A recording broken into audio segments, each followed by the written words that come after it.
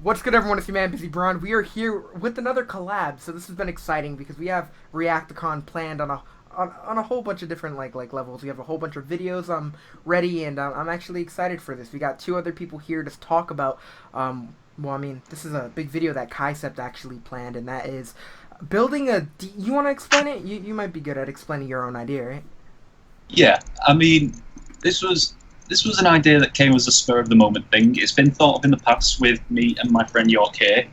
Hey, Yes, uh, basically, this is creating your own DC cinematic universe in any way you see fit. So you could try movies, animated shows, animated movies, live action TV shows, even games or books can be brought into things. So Yeah. So like think of it as how like Star Wars is handling it. Yeah, they dropped some movies. They have like The Mandalorian, some series on the side, and then they have some video games that are canon to like say like Fallen Order. They have stuff that's canon to the main story. So that's what we're doing here. We're trying to build. Well, obviously the Justice League, Batman vs Superman, they have names that aren't always good. You know, when people think of those movies, they don't really compare them to the MCU due to the rep I guess they have. And our goal today is to just come up with our own ideas to use those characters to I guess the greatest potential without obviously worrying about budget, without worrying about like actor you know scheduling and all that, because we can put characters wherever we want and just have a hell of a time with it. So this is a pretty decent idea, so I'm glad I'm grabbed into it. yeah, I'm glad I could bring you into it. Of course. So I don't want to beat around the bush. I mean, if you guys aren't familiar with Reactor is an event that Brit Smash, Nathan Rojas, and Jason, I almost called him Jason. I don't know why. Chainsaw Reacts put together, and all of them putting together this, ReactorCon event is honestly really cool because Comic Con, of course, is a big deal to a lot of people, and that being virtual, I mean, I guess it limits it to, I guess, the full potential. Like, they can't really do as much as you would hope. So, I mean, this being a way for us fans to express ourselves, talk about franchises and things that we might not always be able to talk about because, we have other shows that we're checking out. So, I mean, this is honestly a really cool idea. And even though we're hoping there's not a pandemic next year, but hopefully we can continue it next year too, because this has honestly been fun setting up and doing a whole bunch of stuff. So, I mean, yeah. Yeah, and even though it's a terrible time that we're in right now, I mean this year sucks real bad. But yeah, it's things like this where it's limited. This pandemic is limiting a lot of what we can do. It's sort of pushing us down, but then again, it's presenting new opportunities like ReactorCon, because ReactorCon may not have been a thing if Comic Con was going full swing this year. Mm. So yeah, just making the best of a terrible situation. Yeah, so I'm excited to jump right into this. So who's starting? Let's see who's starting here. I mean, it's my video idea, not to be bragging or Of anything, course, but yeah. All right, then let's hear your pitch. okay. Allow me to get into this. Right, my pitch is it's not crossing streams or anything. It's not going into multiple versions of media. I'm going to lean into DC's greatest strength here, which is their animation. So my universe is going to be completely full of animation. It's an animated universe, Oh, okay. and I'm gonna push for going better than animated universes we've had in the past. I'm going to push for that. So yeah, the secret is it's not even movies as well. It's animated seasonal TV shows. So each season, 13 episode animated series, and each episode is around 30 minutes long. So a half hour episode for a single season. So 30 minutes, 13 episodes. You're talking 6.5 hours of content for a single season. That's a trilogy of movies in one season for one character. So that's the premise of it. Now let's get into what we have here. All right. First of all, we've said this before. This is to rival the MCU, so we've got to start with our greatest asset of the DC universe, which is Batman. Okay. I wasn't sure if you were switching between Superman or. So this works. I mean, Superman is great, but I think Batman's the more logical choice because he is, whether we want to admit it or not, he's the more popular of the two, especially in these times. So yeah, 13 episode animated season of Batman. The main villains of this season are Black Mask and Deathstroke. So, and there's going to be a lot of corrupt police involved, so it's very Year One based and very Arkham Origins based. It's drawing from those. Also, other villains will appear throughout this season, more grounded villains. So we gain grounded villains like Catwoman, Penguin, Deadshot, Deathstroke, and Black Mask. So those are the main villains we'll focus on this season, but obviously Black Mask and Deathstroke are the top contenders. Season obviously starts. I'm not going to go into a full summary of it here, but the season basically starts with Bruce returning to Gotham after his time away, training to be what he will be. And you know what? Since this is a seasonal, an episodic season, we can go slower pace with it, build things up more. So I've put the entire Batsuit won't be revealed until like episode 4 or 5. So you get like pretty cool.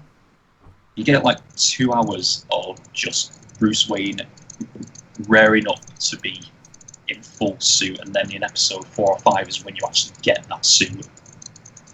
That straight up reminds me of like how they did it with Daredevil. That we had the whole first season with him in nothing but the rags or whatever you call it, just like the turtleneck. So that's pretty awesome to see it start off like that. Yeah. Especially in animated style, it'd be awesome to see like a beta version of the Batsuit. That'd be pretty cool. And it won't be until even later that you actually hear the name Batman. So actually, I've thought of an idea. You know the classic "I'm Batman" line? You won't even hear it until the final episode. She'll be like Avengers Assemble. You're not even gonna hear that until like the finale. Are we gonna get like "I'm Batman," or is he gonna do the full quote "I am vengeance, I am the night, I am Batman"? That'd be fire. Like, can you imagine him going head to head with Darkseid in the finale, and him just looking him in the eyes, be like, "Who are you? I am vengeance." Like that'd be fire, dude. I am the night, I am Batman. Added into pitch. And basically, there's a lot of organised crime that goes on throughout the season. This is the last note, but yeah, there's a lot of organised crime that goes on throughout the season. You're focusing on the gangs a lot. But in the background of all these gangs, well, one of these gangs, there is a scrawny guy who doesn't look like he belongs. He's very uncomfortable with everything. And when an episode eventually takes, possibly the penultimate or finale episode, an event takes place in a chemical building, specifically over a vat of chemicals. So we've been following this guy throughout the whole season. We don't even know his name. We never even heard his name. But you're taught to feel for this guy because he keeps getting broken down and everything by the gangs. Eventually, he falls into the vat of acid in his chemicals, and the season ends with him crawling out of the river. You don't even see his face. He crawls out of the river, you see him look down into the water, see his reflection, and he just starts laughing. Oh, of course. Oh, that's awesome. Yes. Now, any questions about first season?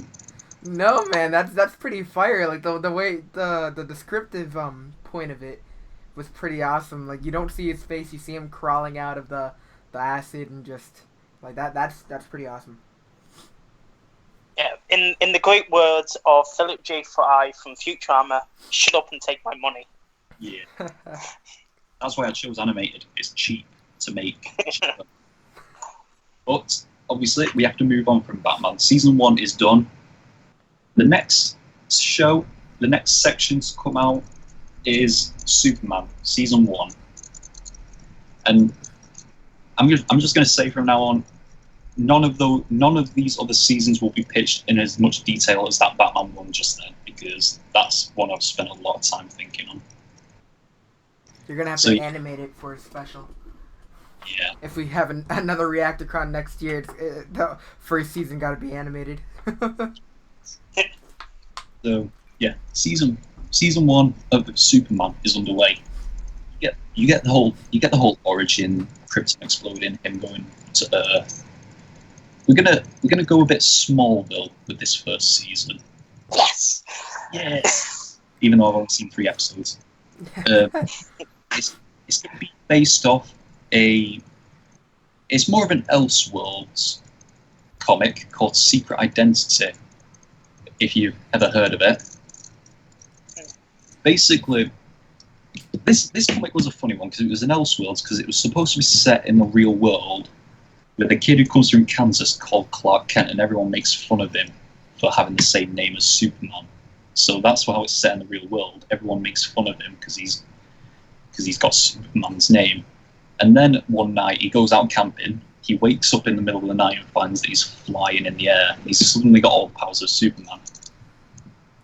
So we're gonna, like I said, going to Smallville based off of that. The main villain of this season is gonna be Brainiac. Oh, so you're rushing straight into that. That's pretty cool. Yeah, Brainiac. I feel like Brainiac was because I didn't want to copy Man of Steel, so I restrained myself from going with General Zod, and I didn't want to jump. I didn't want to jump into Lex Luthor just yet, because I felt like, just like Smallville, we're going to build a bit of a relationship between Bruce, Clark, and Lex. Well, Superman and Lex. Bruce is going to be involved in No, I just said Bruce. I don't know why. Okay. We're going to build a sort of friendship between Superman and Lex Luthor, not Clark Kent and Lex Luthor, Superman and Lex. Oh. Even had a bit of Lena Luthor in there, so she can be an ally to Superman as well. Now, I know what I said with the bat suit not being revealed until episode 5 or so. We're not going to see the Superman suit until the very last episode. Of the season or the series? The season. Okay, that's pretty cool. So yeah, all season he's just getting beaten down by he's just getting beaten down by Brainiac and keeps getting back up. And then finally, in the final episode of the season, we get the suit, just like with Smallville did in this final episode. Yeah, and they, throughout the series, they just called him the Red and Blue Blur. So are we gonna get something similar to that? Are they actually gonna call him Superman, or are they gonna call him or do they know who he is? I don't know if we're gonna hear Superman, but we're definitely gonna hear like the typical line, "Look up in the sky." Oh yeah. We're gonna get that. But yeah, final episode, the suit gets revealed. He beats Brainiac. But obviously, Brainiac is never truly beaten, so we sort of leave it open on that. And that is the end of my Superman season 1 pitch. Obviously, obviously we're gonna have more villains in it show up as sort of lower tier villains, like Livewire and stuff like that. I'm not that. Maybe Parasite even. I'm not that deep into Superman's rogues gallery. So yeah, do you have any thoughts about season 1 of Superman? No, it sounds pretty cool. Like a little like something that I feel like would actually be legit. You know, kind of seems a little. It's the Superman not wearing the suit until like the last episode threw me off a little bit, but still, that's a pretty decent idea on how you're gonna reveal it. But what does he wear when he has a relationship with Lex? You said it's Superman and Lex having their relationship. He's wearing something, obviously, to cover it up. Obviously, that's still to be determined. Mm-hmm. But I just thought it was It's a cool. I honestly like that the way that you explained it, because I mean, I honestly feel like we've already seen it where it's at the point where Lex feels as though he has a relationship strong enough with Superman to ask him for a favor that's not really like humane. Like I can see him, why don't we break into this and take this? We can be powerful together. And then Superman knowing that it's wrong, and that's how the little rivalry ends up starting. Because of course Lex wants what Superman has, but he doesn't believe an alien should be in charge. So I do like that idea of it. That's pretty cool. Yorke, you're a big fan of Smallville. What do you have to say? What do I have to say?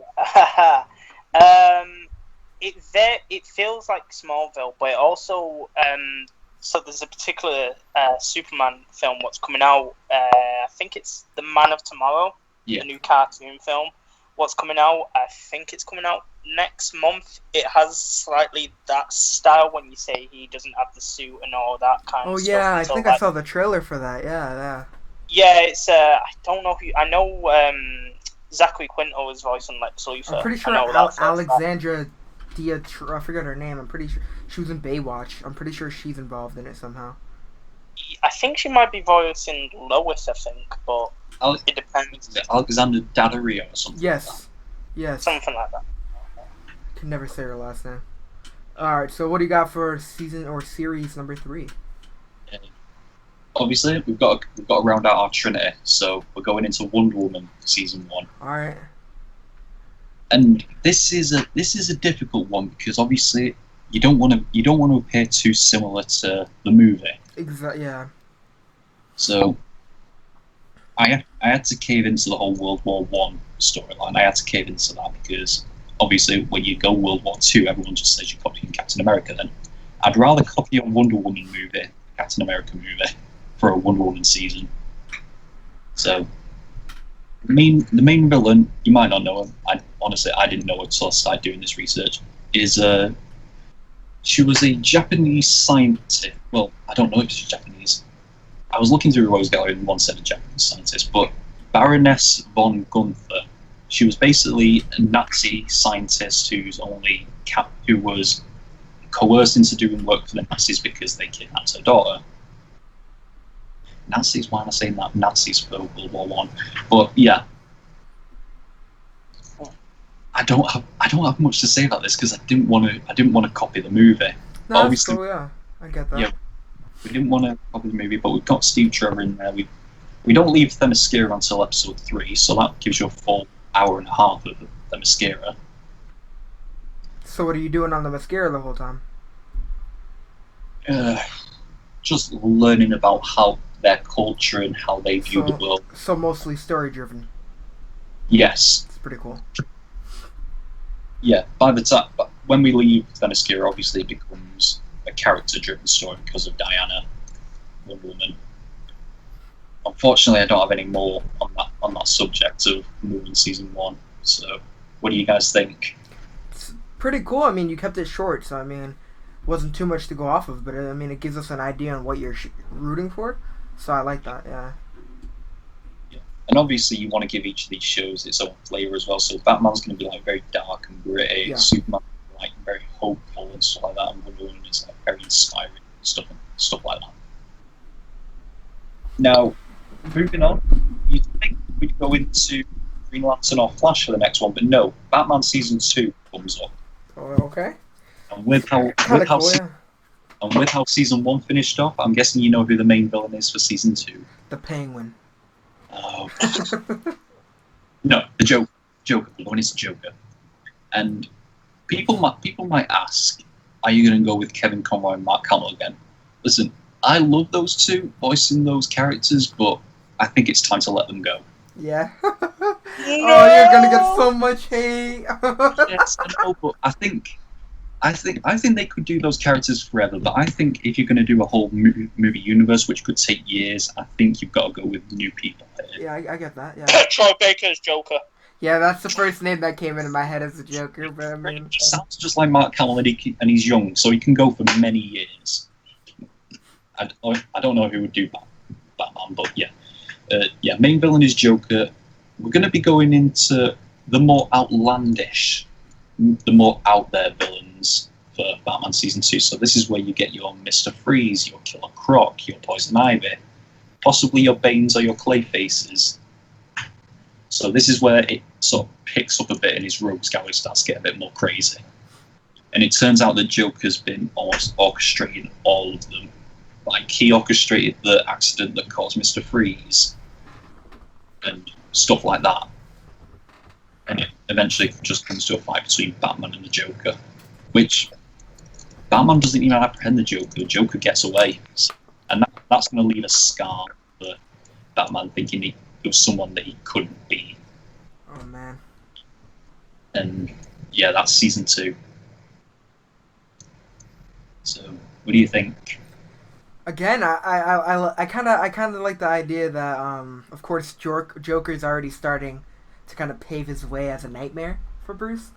Because of course that's a big part of Bruce's story, like Joker just being the one that is always a problem, always a big pain in the ass.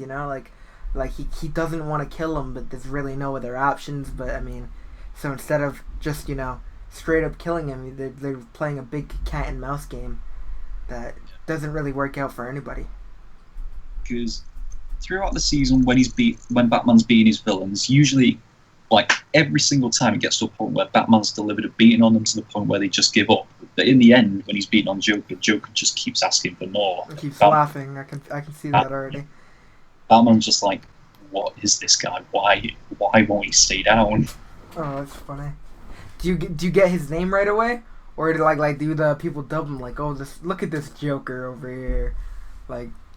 Do you remember in the Batman Arkham Origins game when you were investigating the scene and then it turns out that someone's like been sending messages to the Joker and stuff like that? It's just an alias, like, and you don't even see him until the end.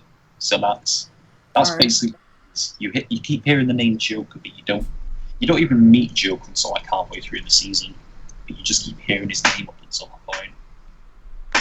It's pretty cool. All right, so what's your fourth series?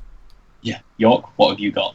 Oh, so that's what you got so far? That's your Trinity? No, I'm just asking Yorke what he thinks of season 2. Oh, okay. It is, it's really good. About not having like the Joker like being revealed until halfway through the season, because you want that mysterious. Yeah. You want that.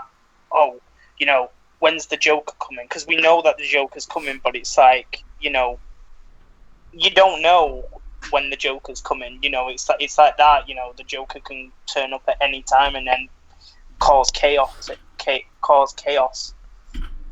I've just thought of an amazing idea, because we've been establishing background characters obviously for a while now in season 1 and 2. Like we've got our Commissioner Gordon, we've got our Alfred, we've got Leslie Tompkins, we've even got a young Barbara Gordon. Because of all the clown stuff that's happening throughout this season, at the end of the season, Alfred's going to come to Bruce and say, "Do you fancy a trip to the circus?" Yes. So, yeah, he's going to say, "Do you fancy a trip to the circus?" And Haley's Circus is in town. And that's how season 2 ends. Alright, well, you seem to get some decent ideas popping up as you're pitching this. Kind of excited to do mine, because I feel like I'm going to have ideas flow to me while it's happening. Flash season 1 is next. Hey, here we go. This is another one where... Oh, yes.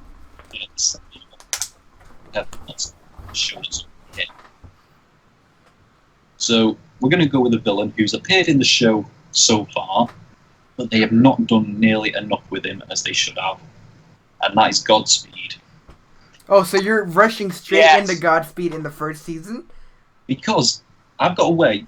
It's obviously based off the comic where Godspeed first shows up. Okay. But you can rewrite that to the point where it's Wash's origin as well as Godspeed's origin, because obviously something that you think about in Godspeed, spoilers for the story that includes Godspeed the first time, but Speed Force Storm strikes Central City and we suddenly get like hundreds of new speedsters.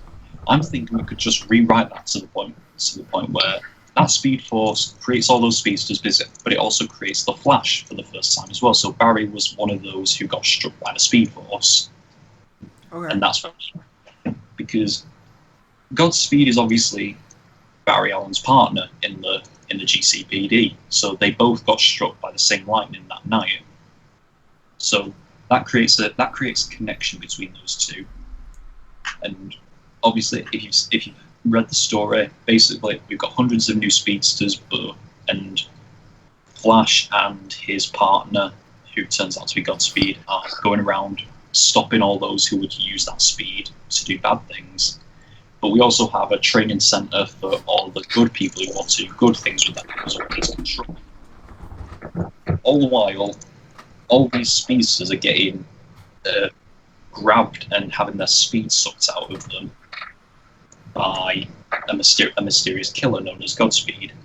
And for some reason, Barry seems to be the fastest of all of them. He like just keeps getting more powerful for some reason. So eventually, it just gets to the point where it's only him and Godspeed left, and that's when we find out that Godspeed is in fact the partner. And it just turns out that Godspeed has just killed all of these other speedsters until it's just him and Flash left. So Jesus. yeah, So just this seems to have a darker tone as well, which is pretty cool. Just battle with Godspeed. He beats Godspeed. He locks him up, and then he's just the only speedster left in Central City. So he's now got to deal with the crime that would have been dealt with had all these other kids who had speed would have done as well. So now he's got to take the load that everyone would have been taking. That's season 1 of Flash. That's pretty awesome. Yeah. Obviously, for a proper in-depth look at that storyline, you'd have to read the comic book that it comes with. It's a great comic book. What do you think? I like it. I mean, I love the Flash. One of my favorite characters. So honestly, I know it's an unpopular opinion, but I like the dark, gritty tones of shows. I think it's good to show and highlight death in a superhero's life. I know might seem a little sick saying that, but it's the fact that obviously you can't save everyone, and I feel like these heroes need something to drive them, and instead of like when someone dies, instead of using it in such a terrible tone, like isolating yourself, I feel like kind of using that death to stick up for others is kind of a cool way to show it off, and knowing that all these other speedsters are dying and Barry's the last one, I don't know, I think the storyline's pretty cool, and I think that'd work pretty decently. So, Yorke? It's way different to the TV series of The Flash, and something what is, because when I first heard about Godspeed, you was telling me about Godspeed and all of that stuff. So I love the connection of how you've done that. Yeah. Of Godspeed. Well, at least it's going to be better than the show what we're getting so far. Yeah. So we get the CW show. Yeah. Feel a bit Zoom-esque. Yeah. From season 2. But I understand as well, like, where you're coming from as well with the speedsters things, like multiple speedsters. Maybe leave 1 or 2 alive. Yeah. Or potentially, because you could build a whole like I know you've got the whole DC universe thing with you, but build like a smaller universe as well. Jesse like Quick, Wally West, having these characters, that'd be pretty cool. Yeah, because you've got to take into account the thing that makes Godspeed different from these other villains is because he's one of those ones who thinks he's a hero. He thinks like every single person he killed, he's helping. So he's basically he's killing these speedsters because he's not fast enough to do the proper good. Because you forget he's a police officer as well before all this. So yes. He's basically a police officer who's gained all the power. He's like, oh, suddenly I can fix everything. And police officers, it highlights in today's culture as well. Like sometimes police officers can get a bit violent. So that's season 1 done. Let's move on to Superman season 2. All right. Yeah. Now we're in the full swing of Superman here, and this is the first episode where, well, towards the end of season 1 is where we first got introduced to Metropolis. And you might think, oh, I can't believe we missed season 1 without this character. But in season 2, this is when we start getting introduced to characters like Lois Lane. And so we missed season 1, we completely missed out characters like Perry White and Lois Lane and Jimmy Olsen. Season 2 is where they get introduced. And main villain is going to be General Zod. Now, obviously, General Zod trapped in. it's hard not to copy Man of Steel. Yeah, it's cool. Don't worry about it. I mean, yeah, I get that though. But yeah, main villain is General Zod. This is where we're going to start connecting the universe, because partway through this season, we're going to get the famous team up of Batman and Superman. We're going to have crossover episodes. That's awesome. Yeah, because do you remember the first crossover with Flash where he suddenly became enraged and stuff like that? Because of Roy G. Bigelow, yes. And Arrow was the one who had to restrain him and take him down. Yeah. Sort of similar here, because Brainiac wasn't completely beaten last time. Superman has sort of become possessed, should we say, by Brainiac, and Batman is the only one who can take him down. So that'll be a nice little 2 or 3 episode arc in the middle of a 13 episode season. So you've got more than enough time to focus on other villains like his Parasite and stuff like that, and maybe develop the relationship between Superman and so yeah, General Zod, Batman and Superman team up. Brainiac's still we're finally in Metropolis with full swing of Superman now. So what do you think of season 2? Good. I like the idea of building relationships mainly because he's from Smallville and now he's actually taking a step up, going to Metropolis where he's also known for mostly. So it's like he's embracing the whole Daily Planet thing. So I do like that. Yeah. It's kind of very similar to 2 aspects of where Superman gets taken over in a way, but it reminds me a teeny little bit of an episode of Batman and Superman, but instead of I think it's Bruce Wayne. Yeah. So there's an episode where Brainiac takes over Bruce Wayne's body. Actually, kind of so I couldn't be taking inspiration from it because I didn't know that. So. Yeah. So kind of spoiler alert for you in the future. So way in the future.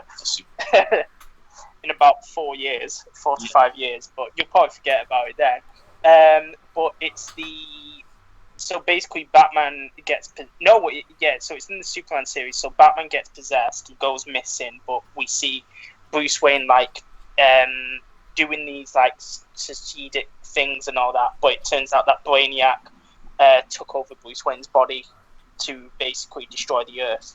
Something like that. I haven't seen the episode, but I know of it because of a review I watched. Why would it take over Bruce Wayne's body though? Why not take over Superman? But okay, fair enough.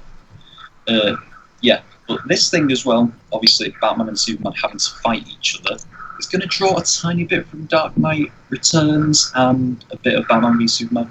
But obviously, Batman has now seen that Superman can do a lot of damage when he's either out of control or under a certain mind control. So he's going to have to develop contingencies in the future, isn't he? He's going to have to develop a battle plans. Protocol. Yes.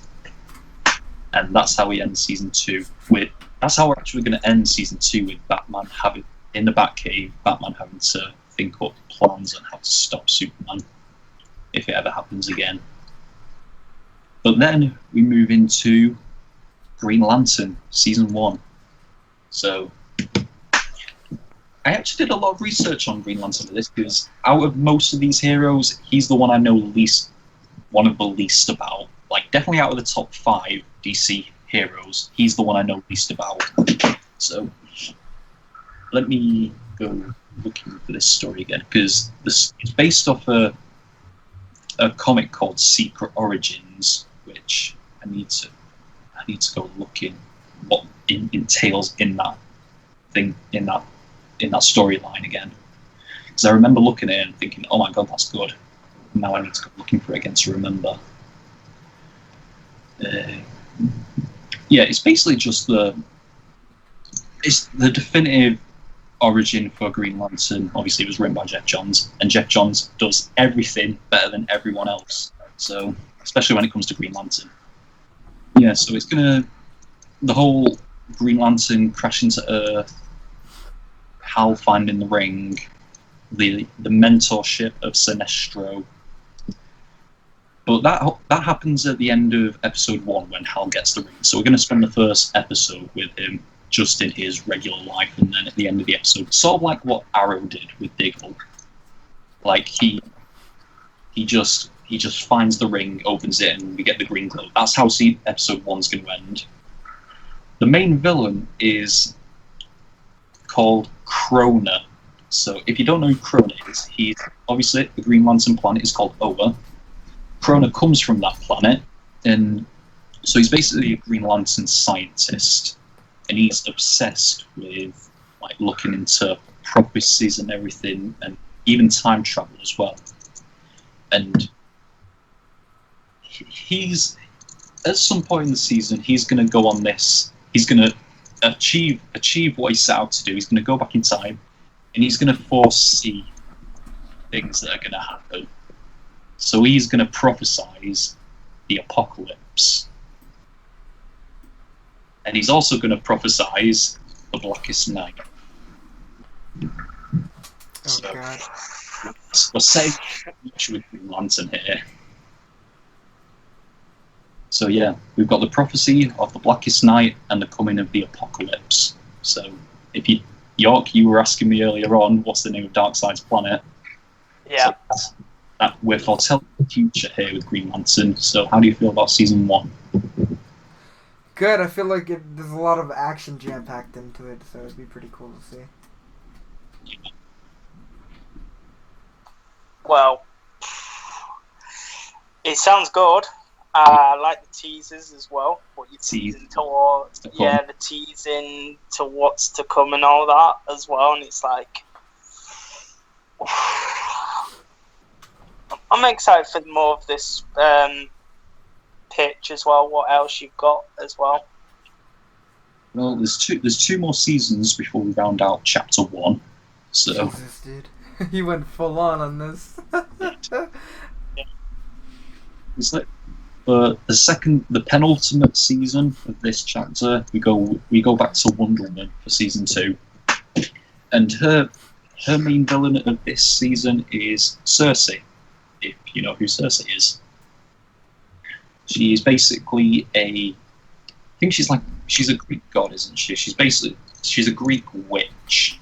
So she's got this way of revealing the best or the worst in people, and that's something we're going to, because this season of Wonder Woman that differs from the last one, we're going to go into modern day with this now, because obviously season 1 took place in World War One. Now we're going into modern day, because when we start off this season, Wonder Woman she's got a lot of baggage, so she's gone back to Themyscira, so we have to deal with her coming back to the real world all over again, because of tragedies that have happened between the events of season 1 and 2. Tragedies that we learn throughout the season. All right. It's just sort of like a flashback thing. And you thought my crossover with Superman and Batman was good. We level it up now with Batman, Superman, and Wonder Woman teaming up for this in this season. So we get our Trinity story. And honestly, that's all I have for season 2. Yeah, that's fine. I mean, yeah, I have some of my stuff's a lot shorter than that. That's pretty good. Yeah, I like the idea of it. Yeah. Yeah, especially with the flashbacks. Yeah, and obviously we're gonna tease a bit more in it, because obviously Superman, Wonder Woman, and Batman, whatever threat they faced when they had to team up, they were like, okay, well, we barely managed to survive this time. How are we going to survive next time when something bigger comes? Yeah. And obviously there's going to be the quest line like, we need a team. A team, maybe a league of sorts. As we round out chapter 1, we go into Justice League. We have spent 2 seasons with Batman, 2 seasons with Superman, 2 with Wonder Woman, 1 with Green Lantern, and 1 with Flash. It all rounds out into Justice League. All right. Which I think personally, I've built these characters up better than Marvel did with the Avengers. Yeah. Yeah. So main villains are an alien race called the Appalachians. So, yeah, the Appalachians. So you might not know who they are. Basically, they're basically a team of aliens who they just basically they're a team. They travel from planet to planet and they just fight the greatest champions on that Earth. And whoever, eventually, one of them's going to come out on top, and they decide, okay, you rule this planet, and they just move on. So, All right. obviously, the planet they're here for Earth this time. They come to Earth looking to battle it out on it, make Earth a war zone. But before that, they spent a bit of time on Mars. So Mars. Oh God, no. Mars went through a bit of destruction in the event. No. So obviously, Earth had to receive an early warning in the form of a Martian who had to escape Mars. Did his family die? I think so. God. With Martian Manhunter who's just dealt with the loss of his family. And obviously, 13-episode season, we're gonna have to build things up a bit more slow this time, so you don't get a full-fledged Justice League until like episode 5 or 6. All right. We're all the way through the season. So, yeah, it's just a team of Justice League versus the team of Appalachians. It's all right. Yeah, and that's obviously based on the story, because I know that in some continuity the Appalachians were the cause of the Justice League forming for the first time. That's pretty cool. That's season 1 of Justice League done, and chapter 1 done. All right. Well, I like that. I like the story of it introducing characters that I'm not really that familiar with, so I did like that. Yorke? Yeah. For me, yeah, it's a good story. I know a few people might be really upset because of the Martian Manhunter situation. Yeah. You're going to get a lot of hate for that one. So, some people, you just have to have a tragic past for some people. Definitely. I mean, for Martian Manhunter, yeah, but like the origin story and all that, it's like changing that origin a teen little bit. Whew! Alright, so you got anything else, or did that wrap it up? No, I'm nowhere near done. Oh shit! I said that was the end of chapter 1. I've gone all the way up to chapter 5. Bro, alright, let's hear it. This is going to be a while. Yeah, so chapter 2 starts with Superman season. And this is finally where we get full-on bad guy Lex Luthor. Because when I say we're building up the relationship between Superman and Lex, I didn't say it was a good one. So, oh no. Yeah, so just, obviously if you notice the villains we've had in the past, Brainiac, Lex has seen the damage an alien can do. General Zod, he's seen even more what an alien and a Kryptonian can do. So now I believe in the Superman is, well, even when Superman was controlled by Brainiac, he's even been influenced by that. So now he's convinced that Superman is evil. And obviously, he sees the best way to get rid of Superman, because the people are accepting Superman now. The people accepting him as their hero. They're accepting the people's champ. So, but the best way to discredit the people's champ is to make it look like he's doing bad things. So he had to create a clone of Superman, but a very imperfect clone, shall we say. We also get Bizarro as well. And the whole season we're just going through Bizarro causing havoc, making Superman look bad, and Superman being unable to stop him because he was slightly stronger than Brainiac, he was slightly stronger than General Zod, but Bizarro is exactly on his level. He knows to deal with it. But in the end, Bizarro gets a redemption story by... He's obviously Lex has been manipulating him this whole season, and he finally finds out, like they usually do, that Lex has been using him to just make Superman look bad and commit these horrible crimes. So he turns on Lex Luthor, and basically it's going to result in a whole thing where the building is collapsing down on top of people, and people are dying. Bizarro is going to make the hero sacrifice. He's going to save Lex Luthor. He's going to save all those people, but he's going to lose his own life in the process. It's making him a good guy in the end. Alright. I like it. Is that season 3? Yeah. Alright, so let's move on to what's next. Yorke, what have you have to say about this whole thing? I like the Bizarro thing. Yes, Bizarro is always great. Yeah. Potential tease for maybe something else with that. Possibly.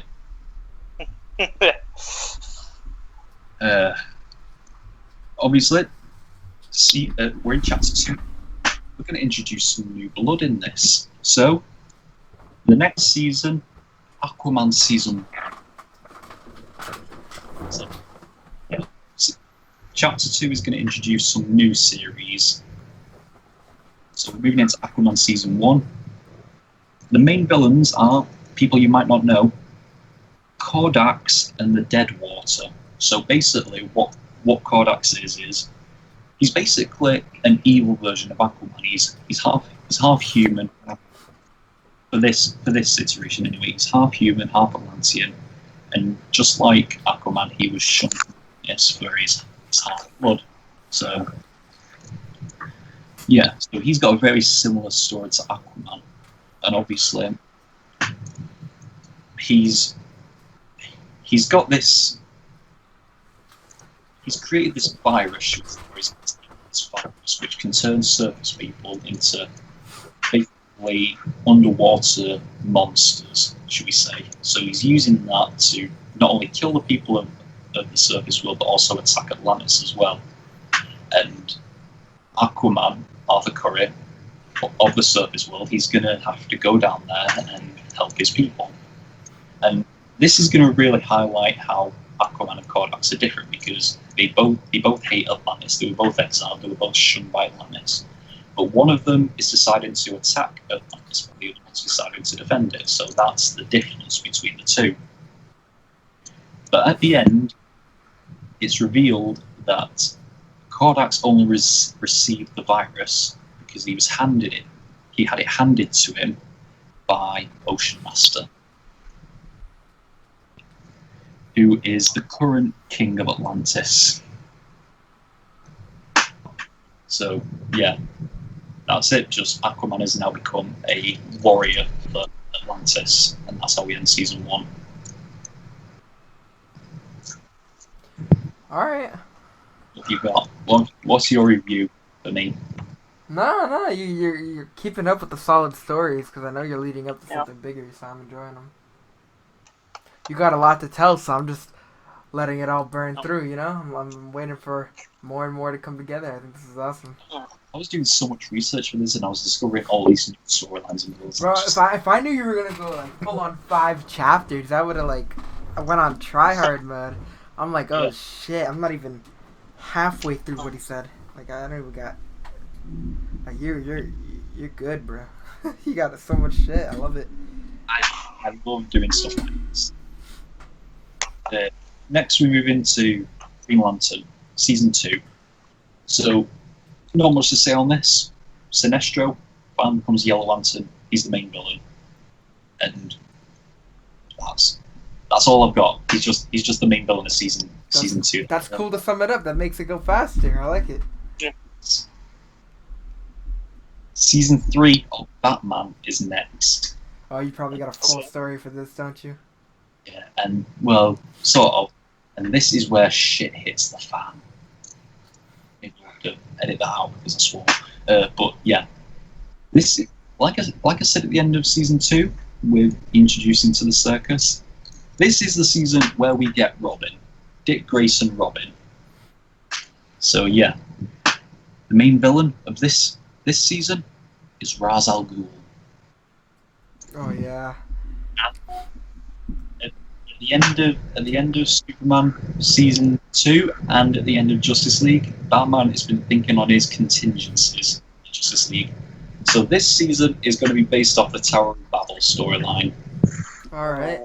All contingencies used against the Justice League. If you watch Doom animated movie as well, this is that shit. This is where it all goes sideways. So yeah. Yeah. You mean this one in particular? Oh yes. It's That's awesome. so yeah, it's all going to go sideways throughout the season. Well, at the beginning of the season, we get the return of Batman's long lost love, Talia al Ghul. No, not that relationship. She's pregnant. We obviously get the relationship developing to the point where it's implied that they do sleep together. So, are we setting up Damian Wayne there? Possibly. Haha. I can confirm that in these 5 chapters, Damian Wayne will not make an appearance because Okay. Yes. I don't like him that much. But Oh, now you're gonna get the Damian Wayne fans after you now.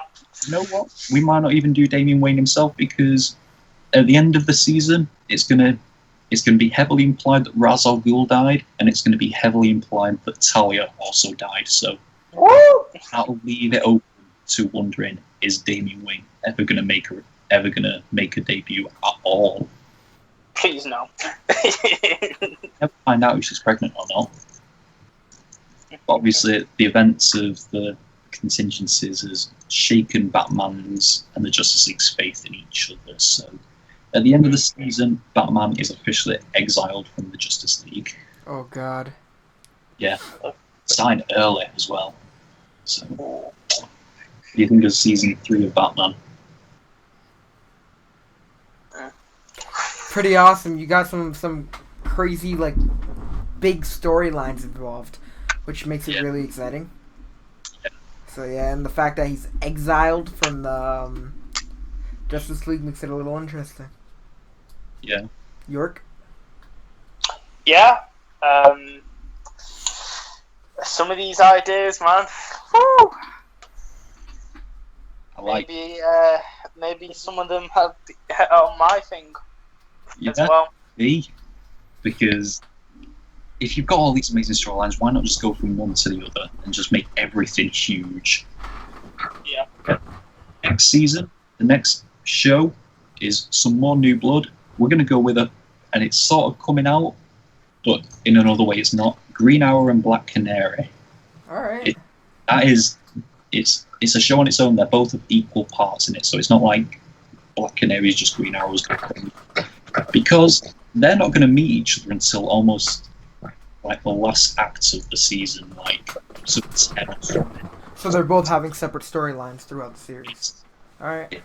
If you've seen Marvel's Cloak and Dagger, Yes. it's going to be similar to that. Okay. So they're leaving their own stories, but it's only towards the end that they really get to know each other and meet each other. So everyone's like hyped up, getting like, "Oh, come on, meet already!" But then That's pretty cool. it's so satisfying. Not much on the main villain, so I decided to go with Brick, who was played amazingly by Vinnie Jones in Arrow.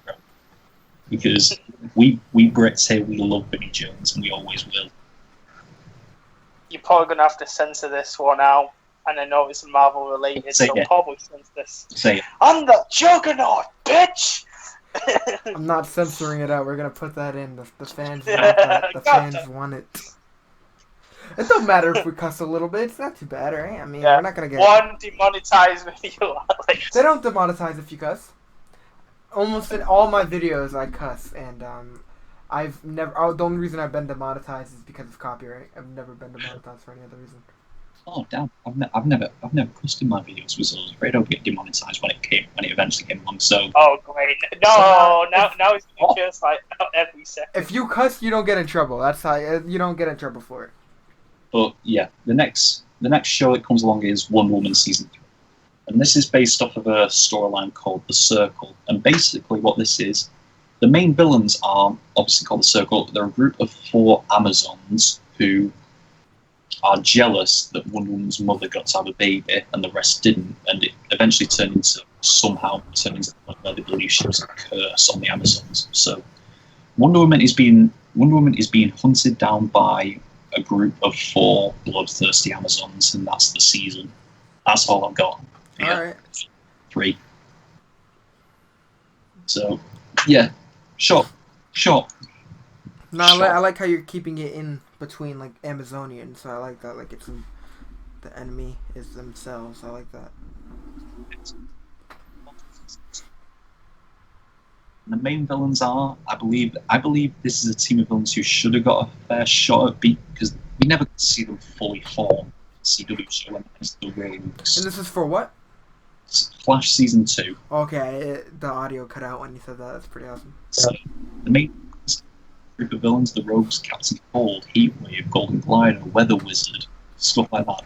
It's a team of villains. So we're getting these villains season 1 as well. And now is the point when they're all teaming up and saying, yeah, we can beat him if we work together. So, yeah, that's another short pitch for you. Awesome. The last one, penultimate one of Chapter 2 is a hero that he's recently had a movie, but I know next to nothing about him, so he's the weakest pitch I've got for this whole thing. And that is Shazam Season 1. And obviously, I didn't want to go with Dr. Savannah again to copy the movie, and I didn't really know anyone else, so I just went with Black Adam straight away. Yep. Basically, you're copying Shazam 2 there. Yeah. Well, Black Adam's going to be getting a solo movie before that happens. Yes, and we love the greatest fan cast of the time. We'll get to do it. Oh, they've just announced a cast member for that movie. Yeah, that's very confusing, but also very curious to see what that's happening with. For who? Yeah. For Black Adam. Atom Smasher. Oh yeah. I heard about that. Yeah. I don't know how that's gonna work out. I mean, there are other people who've been other characters have been reported to be in that movie as well. So we'll see how those castings turn out. But yeah, then we round out Chapter 2 with Justice League Season 2. So we've had the introduction, we've had the original members have their seasons: Batman, Superman, Wonder Woman, Flash, Green Lantern. We've also added in new blood with Aquaman, Green Arrow, Black Canary, and Shazam. We're reeling off the events of Batman Season 3, and you'll notice that we've also been introducing a lot of villains in this particular chapter. So the villains for Justice League Season 2 is the Legion of Doom. So we're bringing back all the villains from this chapter and in the previous chapter. And the Legion, they still have access to Batman's contingencies on how to beat the Justice League. So yeah, they're in a bit of a rough spot here, because the Justice League just can't get to them because they keep using the contingencies. What? They can't repel, then the contingencies are not designed to repel against, so they need new blood on the Justice League. So Batman comes in saying, like, okay, you can't get past them with your own powers, here's people with more powers. So that's where... So Batman's in the Justice League or no? No, because he's basically seeing everything that's happening throughout the season. Because I remember you said he got exiled. Yeah, so he comes back saying, like, I'm exiled man, but I'm here with an idea. You can't get to the Legion of Doom because they're using my contingencies against you. So here's people that can get past those contingencies, and that's where Aquaman recruits Aquaman, Green Arrow, Black Canary, and Shazam into the Justice League. So we're expanding the Justice League now, and the new blood gets to shine. They get a chance to shine among the original Justice League members because they can get past into the Legion of Doom's base where the others can't. And they serve as the key for being able to defeat the Legion of Doom. So that builds up those characters. So that's Justice League Season 2 for you. How do you feel? And Chapter 2 done. How do you feel?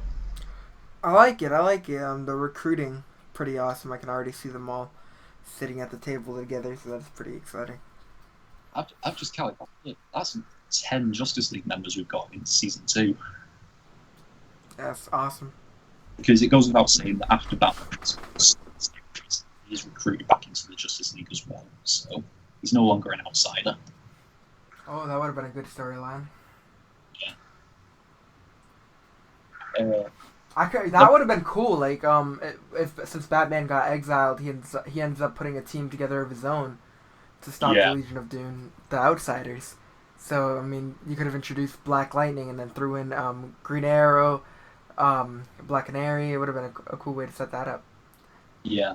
I mean, Green Arrow and Black Canary have got their chance to shine. They were in this, so yeah. But like I'm pretty sure Black Canary is part of the Outsiders, so it would have been cool to introduce her part of the Outsiders before the Justice League. Yeah. Unfortunately, I've just kept it. Yeah, of course. So we move into Yorke. What do you have to say? Very reminiscent to Justice League Unlimited in a way. But yeah. Well, it was the best animated Justice League we ever got, so why not? Yeah. So yeah, we're moving into chapter 3 now, and we're starting off with Wonder Woman season 4. All right. Main villain is Ares. End of story. Yeah. All right. Next is Green Arrow and Black Canary season 2. They're full on developing the relationship now because they only just met each other at the end of season 1. So now they're developing the relationship with each other. So I think we're going to add a bit of romantic tension in there with Cupid as the main villain. Okay. So yeah, you can imagine she's going to add a bit of tension in there. She's going to drive a wedge between Black Canary and Green Arrow for this. And that's season 2 of Green Arrow. That's all I've got. Ooh, Batman season 4. Introduction of Batgirl. Okay. And Joker's still a reoccurring villain, so we also get the introduction of Harley Quinn as well. So we're building those two up. The main villain of this season is Scarecrow, because I love Scarecrow. He's like my second favorite Batman villain. That's pretty awesome. Obviously, he takes that top spot, but Scarecrow is a second best for me. It's going to be kind of Arkham City based, except none of the confusing Arkham Knight storyline and the predictable Arkham Knight storyline. It's basically going to be a City of Fear. Scarecrow has released his fear toxin throughout the city, and everyone's going crazy. So that's what's going on with Batman season 4. Then we move into Aquaman season 2, and the main villain is, we finally get to the bottom of it.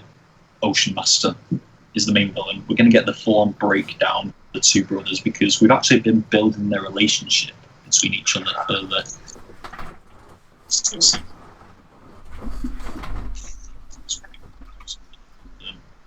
Because secretly, Ocean Master's that Aquaman's going to take his spot, even though Aquaman has no desire to do that whatsoever. Yes. So Ocean Master, he's beaten and dethroned at the end of season 2, but Aquaman still won't take the throne. He's still not doing it.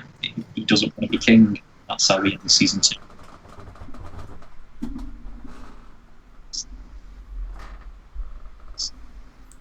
Say that again?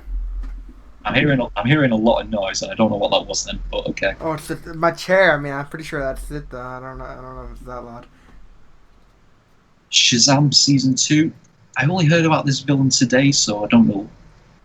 It's a villain called Captain Napsy, which is not great. Yeah. Basically, he was a Nazi who was frozen. He was like Hitler's right hand man. He was frozen to lead the Nazis in the future, should the Nazis have won the war, or bring the Nazis back if they lost. So that's what it is. He's trying to resurrect the Nazis throughout this season. Obviously, Shazam is going to be the one who stops him. And I think this is where we're going to introduce the family as well. So why not? That's up for Shazam season 2. Oh, Flash Season 3. We're going to get into Reverse Flash this season. We're going to finally go into Reverse Flash. Another speed... Well, no, we had another speed villain in Season 1, but yeah. Reverse Flash. We're going to be getting a lot of it. Like, recapping Season 1 of Flash when it was at its best. Obviously, who is the Reverse Flash? Is he the one who killed Barry's mother that night? Yes, he was. But then he obviously, after Flash captures him and beats him, Reverse Flash is going to reveal that speedsters can travel through time if they go fast enough. And from that point on, Barry just becomes obsessed with the idea of being able to go back to that night. Flashpoint. And that's just the end of that season. Barry vowing that he will go back in time and save his mother. So that's how we end Season 3. I can tell you're excited for that. What's to come in the future, or what's to come in the past, really. Aha. Then we move into Green Lantern Season 3, and just thinking of this, the main villains are the Red Lanterns, because they're just an easy thing to fight against. It was an easy way out, and obviously we're obviously meeting more Lanterns throughout this season. Like, we're visiting Blue Lanterns, the Orange Lantern, the one and only Orange Lantern. But we're also going to get introduced to John Stewart as well, the new Green Lantern of Earth. Ooh, this is a new one. Moving on after Green Lantern Season 3, we're going to move it into a new show. First season of Suicide Squad. Alright. And the main villains are called the Ultimen. And Yorke, you've watched Animated Justice League. Have you heard of the Ultimen? Because they only appeared in that show. I think so. It's been a while since I've watched it. They were a bunch of genetically engineered metahumans created by Project Cadmus to either beat the Justice League if they ever go rogue, or replace them if they ever die. But obviously they're genetically engineered, they're mentally programmed. So what happens when they go all screw it? Project Cadmus and the government have to think like, oh crap, we can't go. We created these people to beat the Justice League or replace them, so we can't go begging them for help. So we're going to have to create another team that instead has to be because they don't want the Ultimen being publicly known, so they have to create a covert squad of their own. So they have to recruit the Suicide Squad, all these villains, and that way they have an excuse. It at least makes the Ultimen look good if they beat the Suicide Squad, because it's just to the public they'll appear as heroes beating villains in public. But if the Suicide Squad beats them, then it means the Ultimen can be kept under control, so it's a win-win for the government, sort of.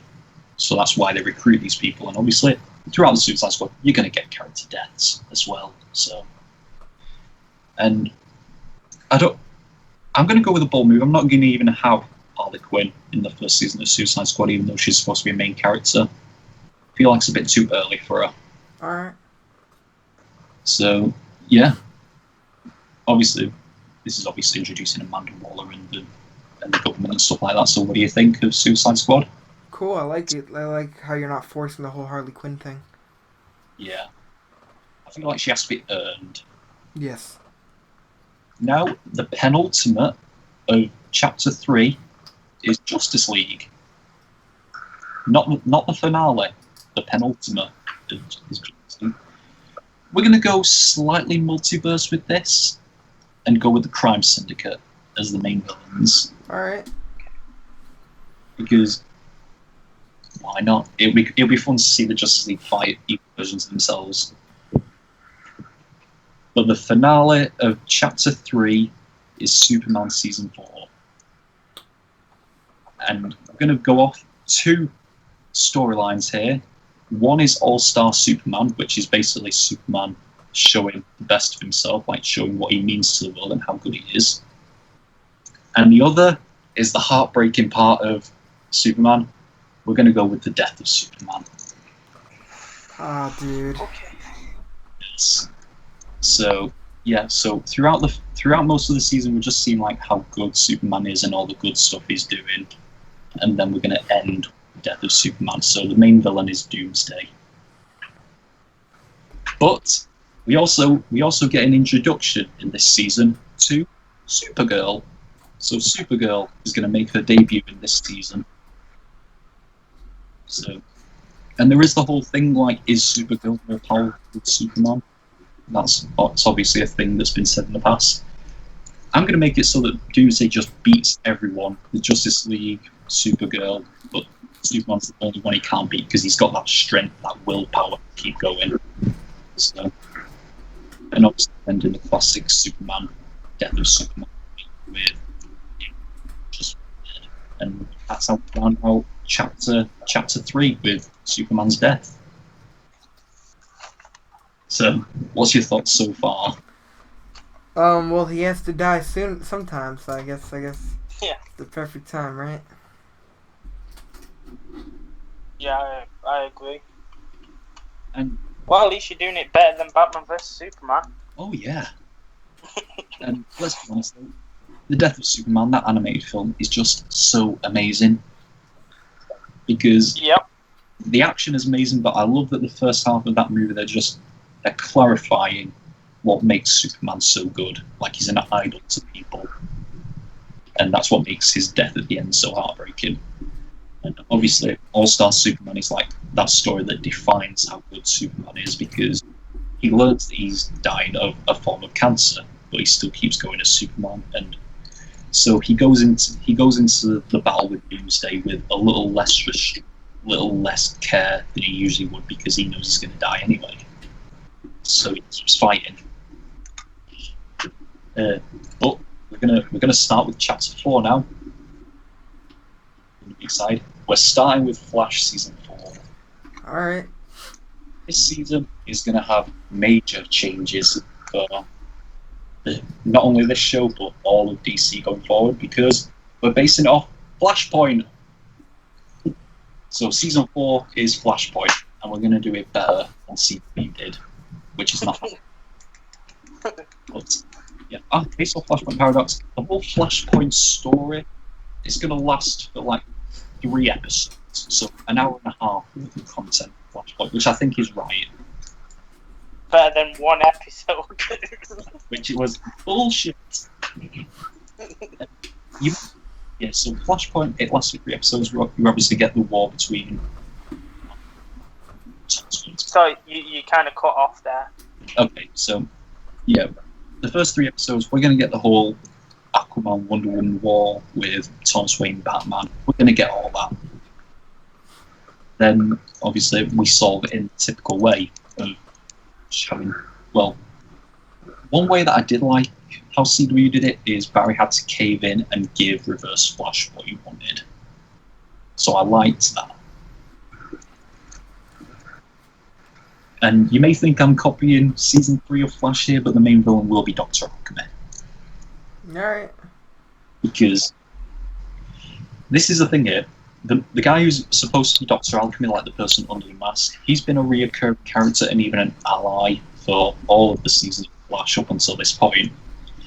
And when obviously Barry eventually takes off the mask of Dr. Alchemy and sees his friend there, he's like, okay, why would you do this? Why would you do it?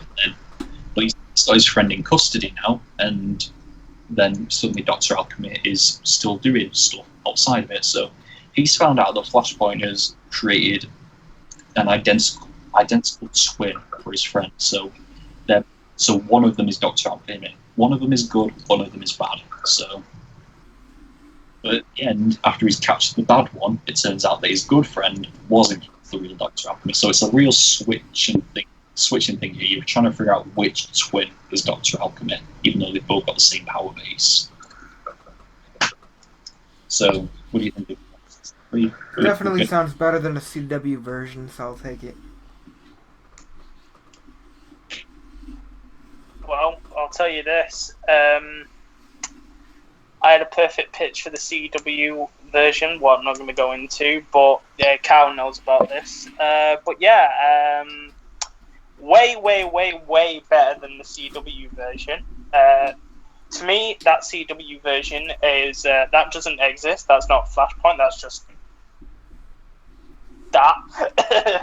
It's an episode. It's not Flashpoint. It's just Barry Allen changes time and basically rechanges time again. That's what it's called. Oh wait, one thing that I didn't put in my notes is also Flashpoint is conveniently created more family for Iris West Allen. So she's now got a brother, and with that brother comes the brother's son. So now Iris has got a nephew by the name of Wally West. Hey. So yeah, season 3 Flashpoint, season 4 Flashpoint is also going to introduce Wally West. So we're going to get the start of Kid Flash. So then we move into Suicide Squad season 2. And the only thing I've got for this is the main villain by the name of Brimstone. And the thing about Brimstone is he's an alien who was sent to Earth to create havoc and destroy things by another alien by the name of Darkseid. So just like Doomsday was, Brimstone is another weapon for Darkseid.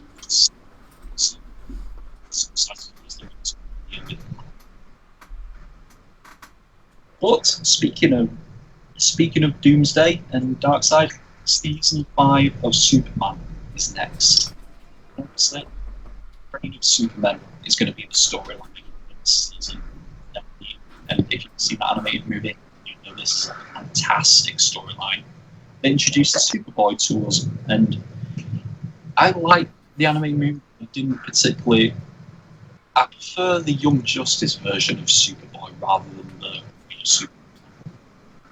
So we're going to go with that version of Superboy instead.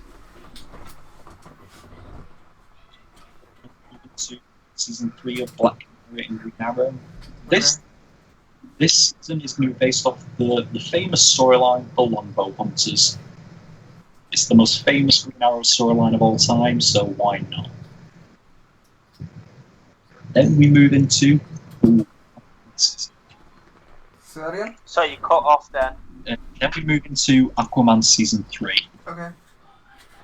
Main villains for this one are, you might not know them, Coram Wrath, Hagen, and Siren. So basically what these are is, Coram Wrath he's basically the Jafar of, you know, like how Jafar was in Aladdin, is basically what Coram Wrath is, or Hagen is for Atlantis. So he's like the right hand who has now been crowned king in the events of an absent king because Aquaman won't take it and the Ocean Master is in prison. So Coram Wrath is the king, he's a ruthless king, Hagen is his right hand man, and Siren she's a creative face.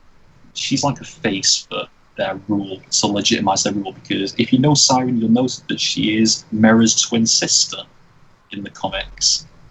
So she's making it look like Mera is supporting Coram Wrath's rule because she's pretending to be Mera, when in fact Mera is also in prison right next to Ocean Master. Aquaman has been exiled from Atlantis. In Atlantis and being ruthless with it. In the end, Aquaman comes back to Atlantis, he defeats Coram Wrath, Hagen, and Siren, along with Mera. And he is finally, by the power of the people, made King of Atlantis after 3 seasons. He's finally there. So, pretty cool. You're cutting out. King. What was that? You keep on cutting out. Yeah, so we took a long build up to him becoming King of Atlantis. It took 3 seasons. So wow. Next, we move into Green Lantern season 4, which is based off of the comics Green Lantern Rebirth and the Sinestro Court War. So, yeah, Sinestro is basically the main villain again, except he's got an army of Yellow Lantern villains along with him. next time. And that's just it. That's all I have. Wait, for everything? No. Oh. I was like, oh shit. Wait, you're waiting for the end of the second tale. Then we move into Shazam Season 3, which is, the main villain is called Blaze. And the interesting thing about Blaze is she is the daughter of the wizard who gave Shazam his powers. So she's very jealous of Shazam right now because he got the power and she didn't.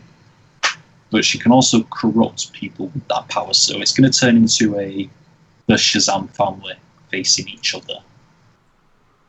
So, family tension in this season. Wonder Woman Season 5 is next. The main villains are Hades and Kronos. So we're going into Greek mythology here. This is going to be a very Greek Tomb Raider Uncharted season. So if you like Uncharted and you like Tomb Raider, this is a very Greek mythology-based season. Yo, take my money right now. That's what I always thought Wonder Woman would be, a Tomb Raider Uncharted a Tomb Raider / Uncharted movie with Greek mythology in it for Wonder Woman, and it'd be great. Maybe a better Clash of the Titans, I would say. Yeah, true. You can have Clash of the Titans in there as well. Why not? It's a superhero movie. Ooh, new blood for this next season, literally. Titans Season 1. Alright. So we've introduced Robin, we've introduced Superboy.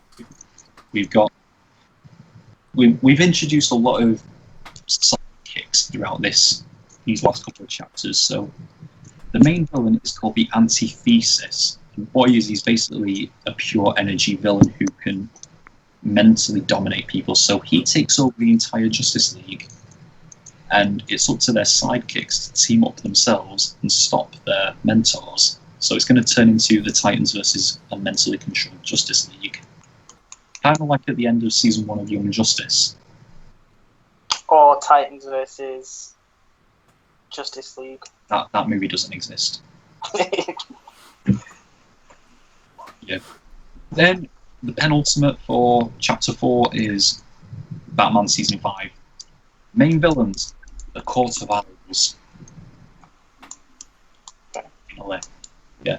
But they're not going to be the final boss for the season, because the season ends with the villains winning. Joker, Two-Face, Penguin, all of them, they win and they take over Gotham, creating what we call a no man's land. So we leave season 5 of Batman with a cliffhanger, teasing us for no man's land for season 6. But before that, we have Justice League Season 4, the finale of Chapter 4. The main villain is Starro. Yeah, the starfish aliens. And that's all I've got for Season 4. Not for the entire chapter. We're moving into the final chapter now, so we're nearly done. And it starts off with Green Lantern Season 5. And the storyline for Green Lantern Season 5 is Blackest Night. So from the beginning of Season 1 of Green Lantern, we've been teasing Blackest Night would come eventually, and now it has. And there's also Brightest Day involved as well. Because this season is going to be just like Justice League Apocalypse War. We're just going to be seeing all these characters die throughout the season, and in the end, the Lanterns are the only ones who are left. Jeez. And they be the ones to bring about the rebirth of the universe. And no, that wasn't a pun when I said rebirth. It was just it was just the correct word to say. Yeah. So we said at the end of the battle, Black Lanterns are beaten. There's nothing left, but that's when we introduce the White Lanterns, and they just give life back to the universe. So yeah, that's how Season 5 of Green Lantern ends, with Blackest Night. But then we move into Wonder Woman Season 6, with the main villains are called Villainy Inc., which is basically a lot of Wonder Woman's B-list villains teaming up as a team to beat her. And it's kind of based off of that Wonder Woman Bloodlines movie that came out, the animated one. But obviously, Wonder Woman can't beat them all on her own, so this is where we introduce Donna Troy as Wonder Girl. And that's for Green Arrow and Black Canary season 4. I didn't have anything, not even a single pitch for it. So, but it's there. So That's cool. At least we know where it's placed. yeah. So season 3 comes along then with General Eiling as the villain. For what? General Eiling. For what? No, what's Suicide. Okay, Suicide. okay. Can't believe I keep going, even though I've got my mic plugged in. And it's right here in front of me. But yeah, General Eiling is the villain. He's basically been a dick throughout season 1 and season 2 thing, and he believes that obviously why are we using the Suicide Squad when we could be using our own soldiers, and he's taking experimental. He's basically Red Hulk from Marvel. He's basically Red Hulk for DC. Oh, that's pretty cool. Yeah, so then we move into Superman season 6, and basically the villains of this are the Phantom Zone villains. So the Phantom Zone gets open, and all of the Kryptonian villains from the past, present, and future get released, and Superman has to beat them. Obviously with Supergirl and Superboy by his side. Do we add a dog in as well? Do it. Crypto. Yes! So yeah, that's season 6 of Super. Season 6 of Batman comes along next, and we are full into No Man's Land. But No Man's Land, Batman and the citizens of Gotham are taking back their city from the villains. But at the end of it, when they're all beaten, there's only one left, and that's when we move into Death of the Family, which is obviously a New 52 storyline where Joker kidnapped all of Batman's. And that's where Jason Todd catches a hand, right? Or is that a different storyline? That's it. But season 6 is where we introduce Jason Todd as Robin. So Alright.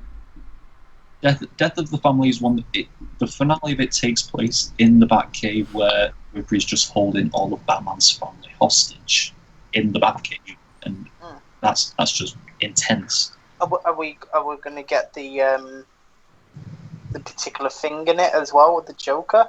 The face? Yeah, the cutty cut. Yeah, cut off face we could. There is no reason why we can't. But at the end of it, obviously, Batman just beats Joker, and Joker just falls off a cliff in the Batcave, and we just don't know what happens to him. So that's how No Man's Land in season 6 of Batman ends. Then we move to Titans season 2, which I may be copying the show here, but I've gone with Deathstroke as the villain, because Deathstroke is just awesome.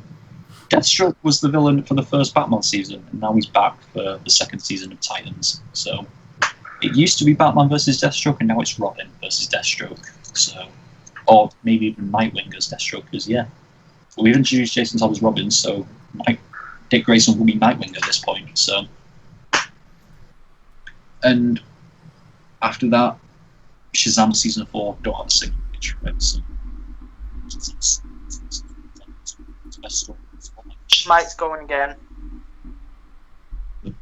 It's hard to pitch for Shazam because all of his best storylines are like cheesy 70s storylines, and like that just doesn't work. Then we move into Aquaman season 4, with the main villain is the Dead King, which the Dead King is actually, if you watch the Aquaman movie, it's King Atlan, who is back to take his former kingdom. And obviously, it's about Aquaman proving he's a better king again than Atlan. And eventually, it turns into a redemption storyline, because it turns out with the final battle is the Dead King versus Aquaman and Ocean Master. So Aquaman and Ocean Master have to team up to beat the Dead King. That's pretty cool. So it's kind of like X-Men Origins when Sabretooth helps Helps. Careful, some people don't like that movie. Yeah, so I mean, I do, but fighting I think it's that person who was called Weapon 11. I don't know who the hell it was because it didn't exist. Penultimate for season 5, well, chapter 5. It's Flash season 5. Main villains are Gorilla Grodd and the Black Flash. So, the events of Flashpoint, people, the Speed Force is pissed at Barry. So, it's sent a bit of an envoy to take care of him. And that's when the Black Flash comes in. But also, we have Gorilla Grodd for most of the season. Because Gorilla Grodd is that one villain in the CW Flash who should have been a main villain but never was. And then we have the crown jewel, the finale of all I've built so far. We're in the final season of the final chapter. Just season 5, based off of Apocalypse War and Final Crisis. The main villain is Darkseid. We've been teasing him through a lot of storylines this far, and now he's here. And do we have a thing where I'm going to have this thing where the first half of it is based off Apocalypse War, everyone's dying. Then Flash and Reverse Flash have to work together to go back in time and warn everybody of what's coming. So we're getting like Endgame, we're getting Infinity War and Endgame in one season. Basically, time travel back to the past to fix everything. So, Kind of reminds me of the cinematic for DC Universe Online, when Lex Luthor, I believe, teams up with like Brainiac, but then he has to go back in time to warn the Justice League, and of course they don't believe him because of Lex's past. So it's like, I don't know.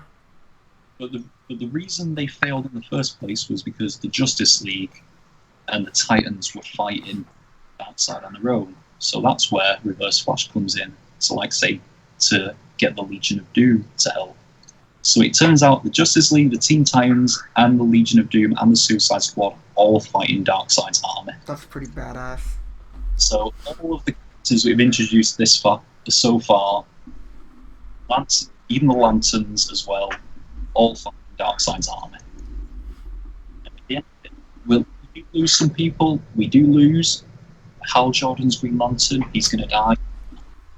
We'll promote Jon Stewart as the new head Green Lantern. We're going to lose Barry Allen's Flash. Wally West is going to take the reins. And also, we lose Batman as well. Aw, dude.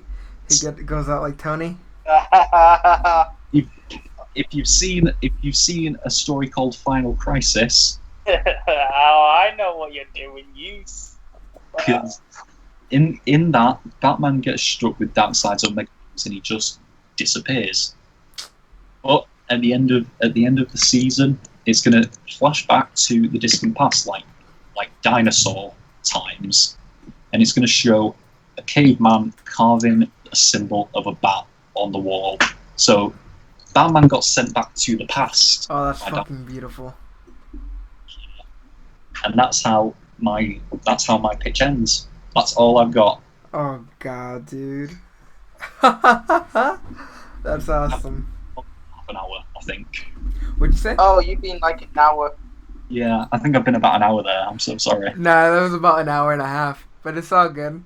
We're Oh my god, I can't believe my pitch was that long. I'm so sorry. Alright, Guys say it's half an hour. Turns out your half thing, an hour. your pitch was fantastic. So like the stories, there was definitely twists. I was definitely involved and interested in it. Yorke, how long do you think your pitch will be? Well, I'll tell you this: it'll be quicker than Kyle's. Way quicker than Kyle.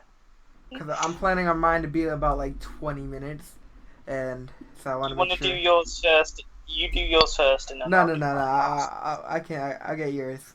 Well, let's Oh, do you yours. want mine? You want mine? Yeah. Yorke, you're next. Okay. All right. I don't know how I'm going to top Kyle. Okay, so it's going to be right. So all of this is inspired by video games, the TV shows, everything what I've grown up with. So this is everything what's been inspired by. Basically, it's all the good stuff in like everything what DC's done into this. So, how we're starting with my first part, first phase, we're going to introduce the first superhero, Batman. And it's going to be very reminiscent to Arkham Origins in a way, but it's also going to be a slight gang war. Black Mass versus Penguin. Oh, okay, that's different. In a gang war. So it'll be those two trying to get control of Gotham's underground and all that. We'll also see characters like Hitman, like characters like Deathstroke, Bane, Killer Croc, all of them for hire. And Batman has to stop that. In the first episode, we get tease of a shipment as well, where Batman, basically never gets towards because, he has to face the villains and it disappears. So, at the secret ending of this, turns out that the shipment has an alien language. A slight alien language and maybe a slight picture of maybe a little green alien. So, also the second secret ending of that, we get a shot of people in a newsroom, and basically somebody's reporting on the Batman case, and it turns out to be one Clark Kent. Yes. What then also gets teased to the Superman movie. That's pretty awesome. Yeah. Basically, the Superman movie will be Zod. I know I'm copying off Man of Steel a little bit, but I have reasons why. So, we're also going to get kind of Lex Luthor as friends with Superman. But also at the same time, so with Zod, you have to have that massive powerhouse. So, when Zod arrives to Earth, there's going to be 2 Air Force jets as well, who are going to be trying to attack Zod's ships. The first one is going to be Hal Jordan's father, who gets killed. So Hal Jordan's father gets killed. And the second one, I think both of you might know, another one gets hit, but doesn't get killed, but lands somewhere else, and that is Steve Trevor. Oh. Yeah. So, in the end, they defeat Zod. So, the 2 secret endings is, number 1, somebody takes alien tech from the ship of Zod. So, and sells it online. So, they're going to sell the tech online. It's a black market, and you'll have a few people there. One of them is Lex Luthor. You'll see Lex Luthor trying to buy the items, but also you might see maybe another particular name as well, maybe one of the Thinker, I say, and a few other names. And the other secret ending, we see Steve Trevor waking up in a mysterious island and seeing a beautiful woman, aka we're getting Wonder Woman as the next movie. Originally, I wanted to go for Ares modern day, but then I decided, you know what? I'm going to change the up a little bit. I'm going to go for the Circle. Okay. So, the jealousy and all that, because Wonder Woman is getting treated like a princess and all that, and they get jealous of that because she's the only daughter and all that, and she can do what she wants, and the Circle doesn't like that. So, they try to... They know that Wonder Woman is half god, basically. So they want to kill her. So basically, they try to hunt down the weapon of the gods. Basically, Wonder Woman has to stop them and all that. So she travels around like Greece and other countries. And when she fights the Circle, one of them will find the bolt of Zeus, what will cause lightning storms around the world. What? Yeah. Well, at the secret ending, America, Central City, one of those lightning storms is going to get hit by a particular Barry Allen. Yeah. So we see that, and then and then we also see another secret ending as well with Steve Trevor trying to look for Hal Jordan, what he's gone missing for a few months now. Oh no, actually, he's gone missing, but then we see Hal Jordan, because he's found out his dad's died and all that, and he's sad, and then all of a sudden you hear something crashing. He goes to it, and there's a green glow. And then that teases with the Green Lantern movie. What is going to be... Oh, not movie, a TV show. Ooh. So the first one is going to be... so it's going to be a 6-part cop series as well. We're going to get a crime cop series as well. And there's going to be corruption and all that. So the villain is going to be... Where is it? I had it. Corona, or I can't pronounce his name. Yeah, Corona. So he's going to be like the kingpin type of situation. So he's going to be, because he's very clever and all that, he's going to be like a kingpin in a way. And he gets defeated and all that. So there is a tease towards the end of the series. So the Green Lantern who got killed, his predecessor, Hal Jordan's predecessor who got killed. So the Green Lantern is like, look, we've got a case for you. We want you to reinvestigate this case. And that case turns out to be in Mars. Oh. Yep. In Flash, so we get Flash now. So we get 2 villains. We get the Thinker, and we get Gorilla God. Okay. So the first part is going to be the Thinker, because he wants to use his knowledge to control humanity and all that. So he wants to take over the world and all of that stuff, and he wants to make it his own. But he gets defeated and killed, basically. He gets killed. But it turns out that the Thinker was working on another tech, experimental tech as well, while using his other helmet. He was experimenting on a gorilla with the Thinker tech. So basically, creating Gorilla God, what then Gorilla God's like, look, I'm sick of these humans basically killing my race and all that, and he's trying to kill the humans for punishment for killing, his people and all that. But he gets defeated, but not killed, basically, and locked up. Towards the end of that,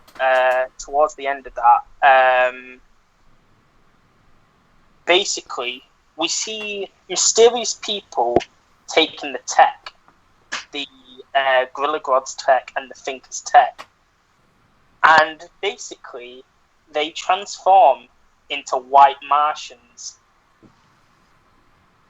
Well, then, we've got the Justice League. What is also going to be based off the first 4 episodes of when they first get introduced to Martian Manhunter. So we're getting Martian Manhunter as well as... so they're fighting the White Martians, because they're trying to take over the world. But they also have another... they're trying to take over the world, but they fail. So we get 2 end credit scenes for this one. So the first one, we get one of the last white Martian Manhunters communicate with a woman, an old-sounding woman, basically saying, "We have failed our new god here." And the woman's like, "Well, if you failed your new god, you must die." And basically, the white Martian gets killed by good old Granny Goodness here. Oh, yes. And then the second one, is we get a tease of a ship crashing. What kind of looks like Kryptonian in a way. Well, Superman 2, this is phase 2 now, is Brainiac. So we're getting Brainiac in this. And also, so Brainiac, we're going to make him a bit sympathetic here. Because the reason why is because there's a thing. So basically, we know that Brainiac wants to take over the world and bottling them up. The reason why is he wants to preserve humanity because he knows a threat is coming very soon. So that's why he's bottling it up. And Brainiac's like, look, right, I'm doing this because our planet got destroyed by this monster called Darkseid. So, but Superman's like, look, I don't want Earth to be destroyed. So he kills Brainiac. He has to, not kills him, but defeats Brainiac and destroys him. But he warns that Darkseid is coming soon. But yeah, and then basically we see Lex Luthor going into the ship and taking the tech of Brainiac as well. And using all this data and all that to make a plan to kill Superman, because he's seen the threat already of what's going on with what happened with Zod and what happened with the Justice League, and now what happened with Brainiac. He wants to kill Superman, and maybe the other heroes as well, because he sees the other heroes as a threat.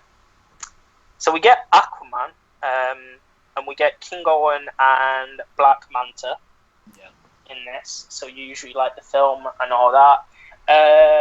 So we see that, King Owen is evil. But basically we're going to kind of make it like a bit of a Black Panther thing. So this is slightly inspired. So instead we're going to be like saying, look, right, humans is killing the ocean. We need all of this and all that. And Aquaman's like, look, the humans can be good. This war, but then King Owen dies, but Black Manta still lives. He gets locked up. But then, while getting locked up at the end credit, somehow a mysterious person breaks him out of jail and is like, look, I know what you've been through, and I want to give you a second chance here, but you're going to have to do something very, very evil, but also very, very good. And it turns out to be Lex Luthor. Okay. So Batman Season 2 is the Riddler and Two-Face. Bit of a Batman Forever situation, but the reason, and maybe Killer Croc as well, maybe is the first episode as well.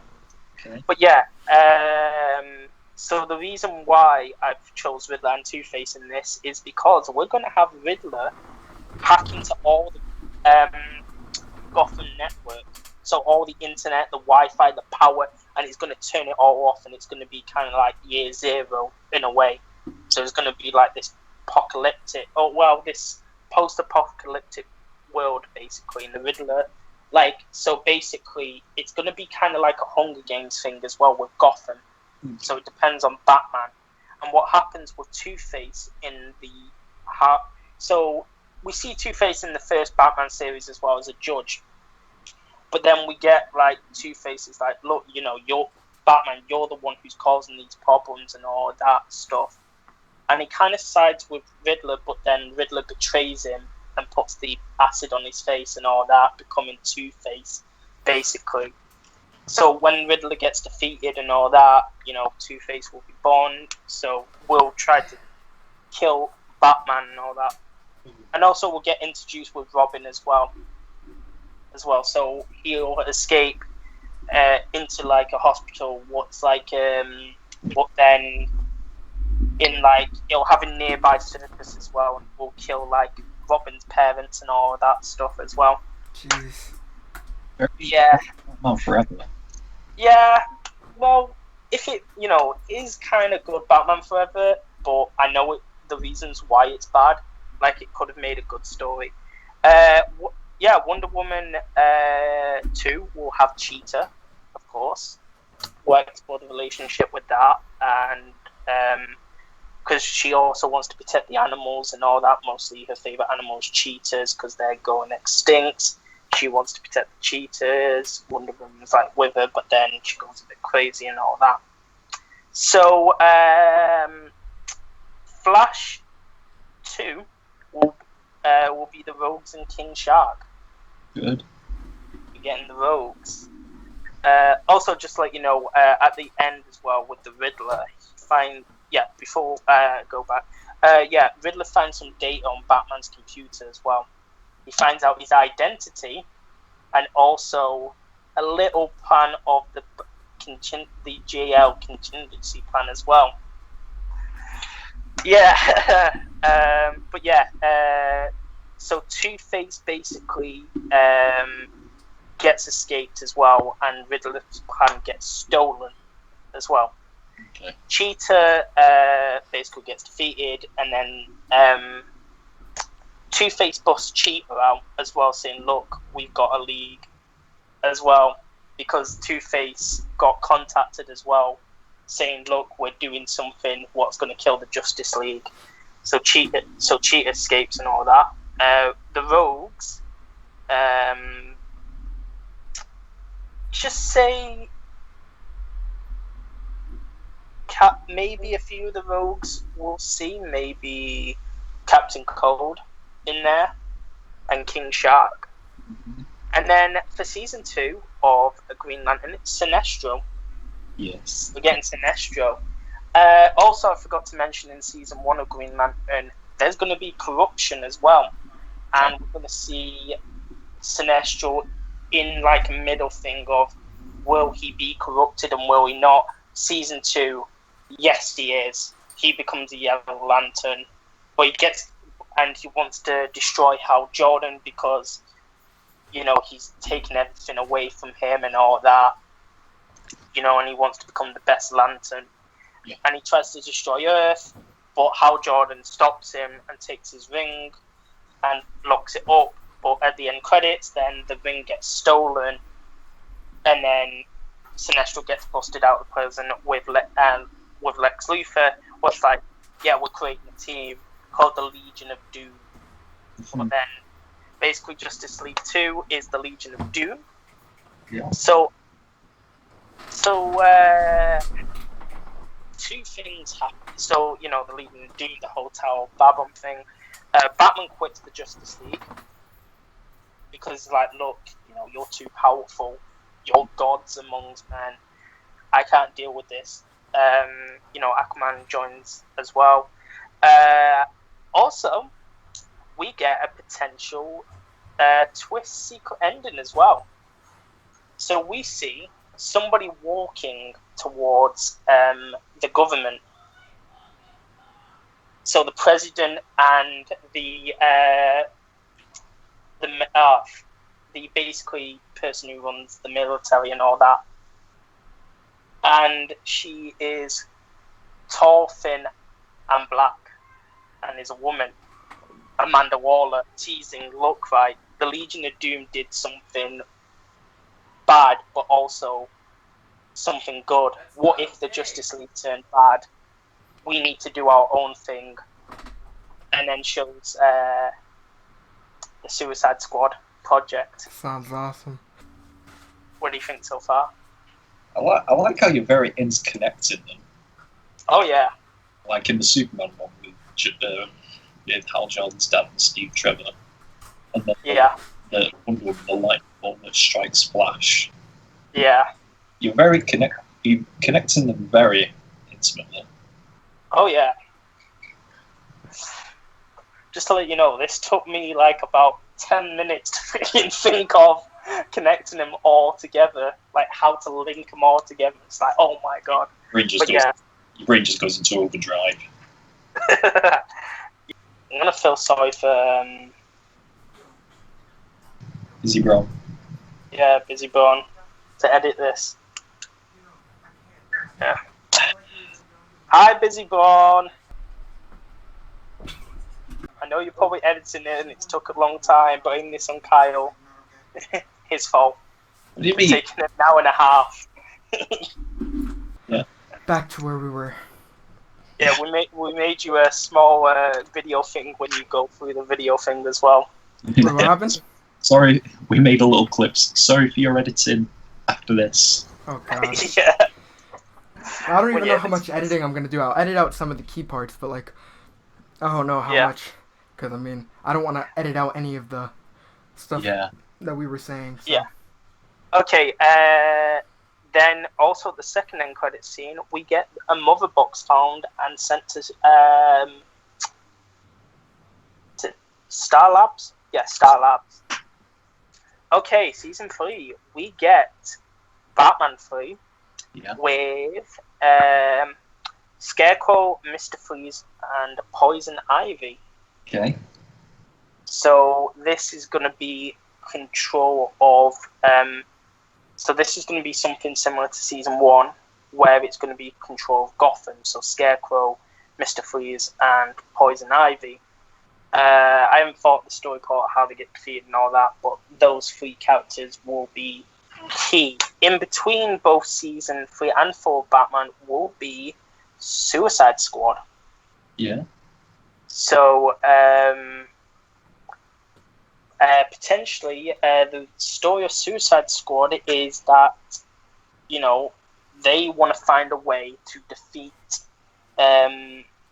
the Justice League, just in case if the Justice League turned evil themselves. So basically, they try to go into the watchtower, and basically, they succeed, and they steal DNA samples, but also at the same time, well, we're gonna get like Mercy as well, who's also Lex Luthor's bodyguard and all that as well, who steals one of the DNA samples as well. So so towards the end, you know, we find out that they're DNA samples for the Justice League as well. Yeah. But the Mercy, so the DNA what Lex Luthor got was Superman's DNA Yes. as well.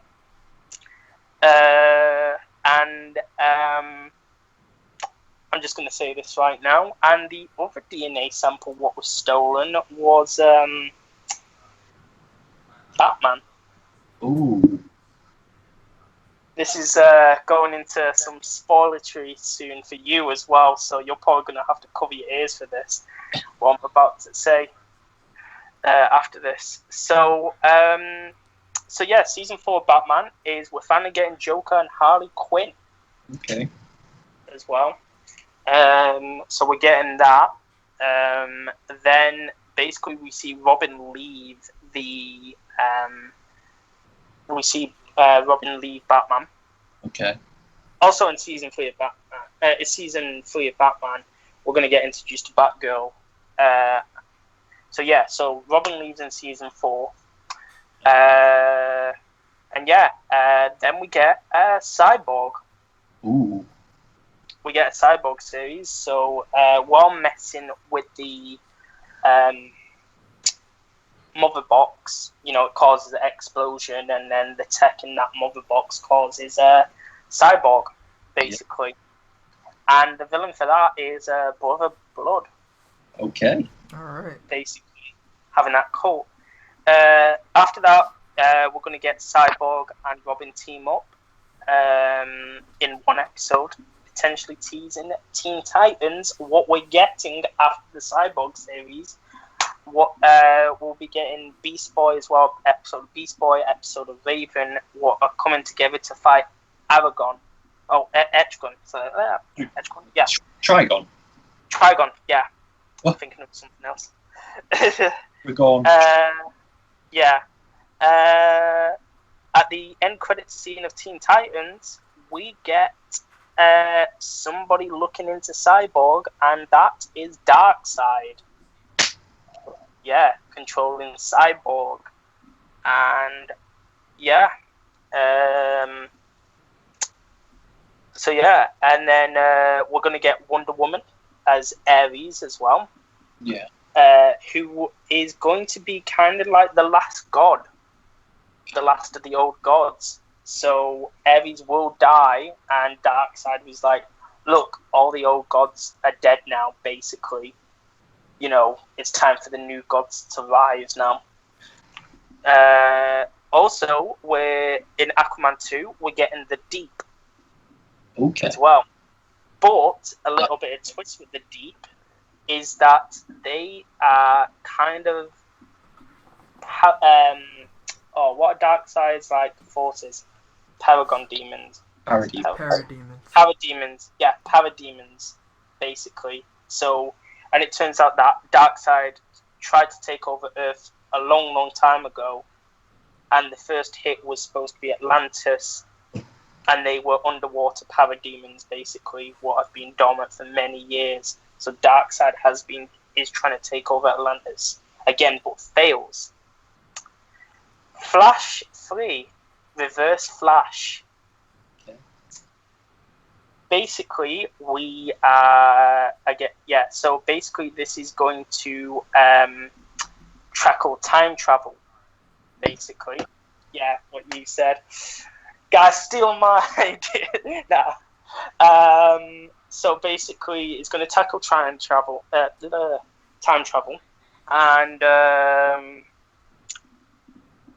and maybe potential hints to the next thing, where at the end we see the Flash trying to go forward and basically sees a gravestone with a big S. What is the next one? The death of Superman. We're going to get the death of Superman with, Superman fighting Doomsday, basically. So he's fighting Doomsday, and he gets killed. Darkseid sees this as well, and is like, this might be potential to attack now slowly because their strongest warrior is going to be, he's dead. We also get Supergirl. So what we're building now is this part is slightly the death of Superman, a teen little bit of this arc. Yeah. So we're getting Death of Superman, Supergirl with the villain Livewire, and Mr. Mxyzptlk as well. Yeah. Well, I'm kind of using a teen little bit of Spider-Man Far From Home. A teen little bit where I can't pronounce his name. He's kind of like Mysterio, but turns out to be he's a good guy first, but then turns out to be kind of evil for his own plan in a way. And also Supergirl has to deal with the grief of, the only family she had left. Then we're getting a 2-part TV series, 2-part TV movie, and that's going to be the after death of Superman. What's going to show Steel, Superboy, and the other Superman, basically. Eradicator. Eradicator and Cyborg Superman. Well, then we get to the reign of Superman. What basically Cyborg Super. So basically, Cyborg Superman wins. It's kind of inspired by the cartoon movie. So basically, people think he's the best Superman. Yeah. And it turns out that basically Darkseid made his own Superman to try to destroy Earth, but that fails because Superman's still alive, defeats him, and Darkseid. So he defeats him and all that, and it finds out that Darkseid was behind this all this time. What then is and then Darkseid's it's like all my plans are being defeated. It's time that I went in to kill some people.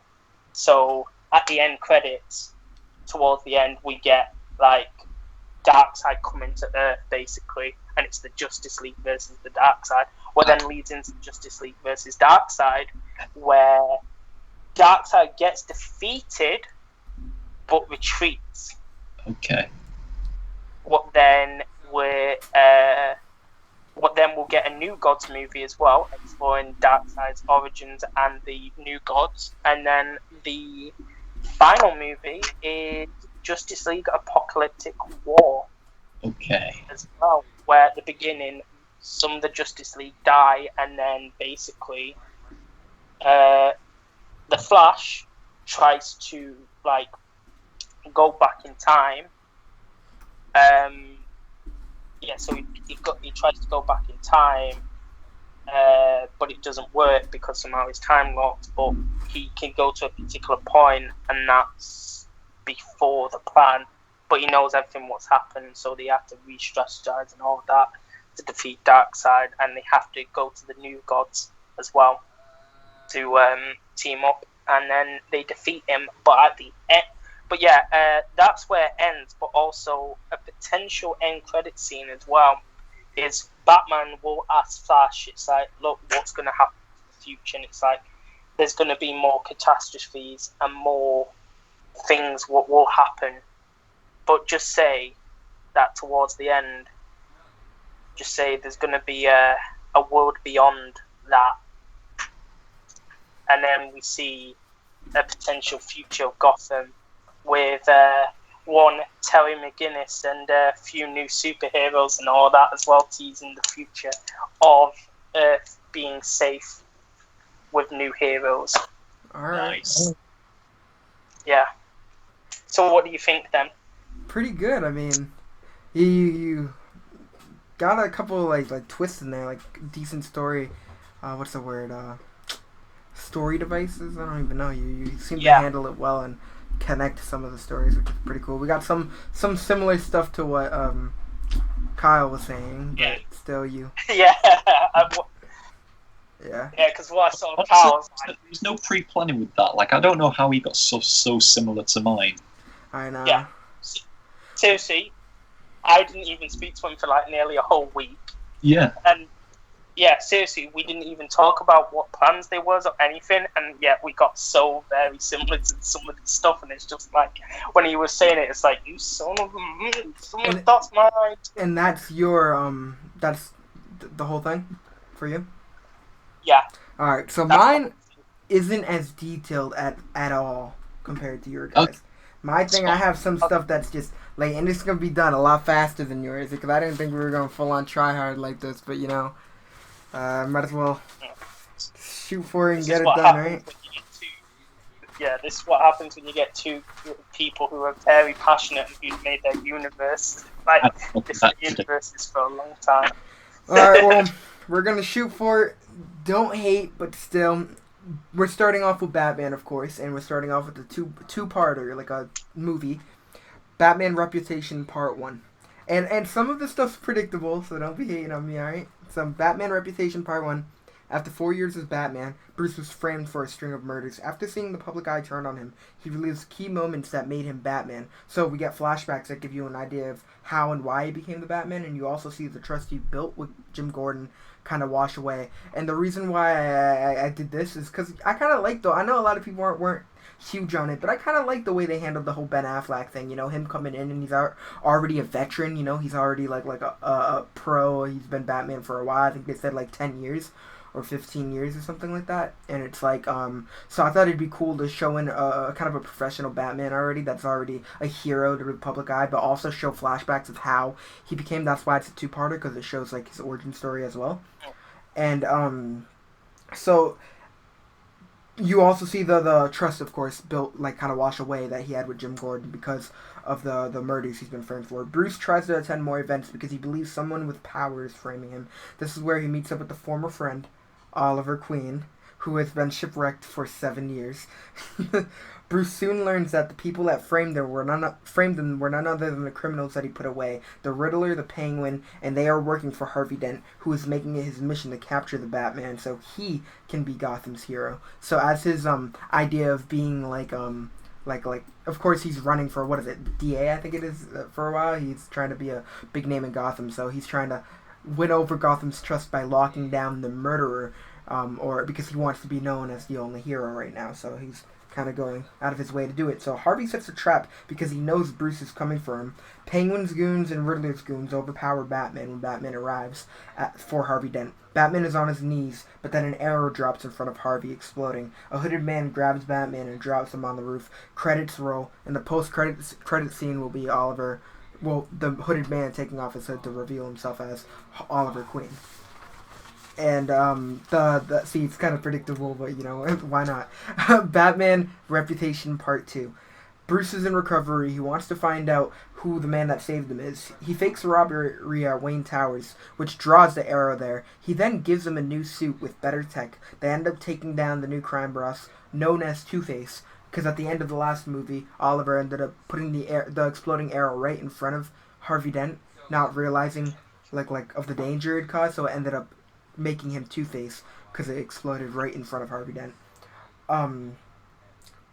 So they end up taking down the new crime boss known as Two-Face. The post-credit scene would be a camera pans over a circus. You see a poster with the Flying Graysons with police lights flashing bright on it. It zooms in on a 12-year-old boy, which would be Dick Grayson. So, of course, Batman has been Batman for 4 years, so I thought it'd be pretty cool to kind of jump into the whole sidekick thing. And since this was a two-parter, of course, it's like 4 hours of pure like flashbacks and everything. So it kind of shows his journey of him taking down the Penguin and Riddler in the first place, and that's why the Penguin and the Riddler are out to get him. That's why they teamed up with Two-Face. That's why I kind of added that in. So of course it's a little bit predictable, but had to throw that in there. It's somewhat kind of similar to a little bit to a storyline in the comics. What I need to read is White Knight. Yeah. What Kyle kind of knows as well. It is kind of somewhat similar in the story. It's basically Batman kind of does get charged as a criminal, but instead, so Joker turns like good and then becomes like a defense attorney, and he's trying to run for mayor of Gotham and all that. It's a really good story and all that as well. Like.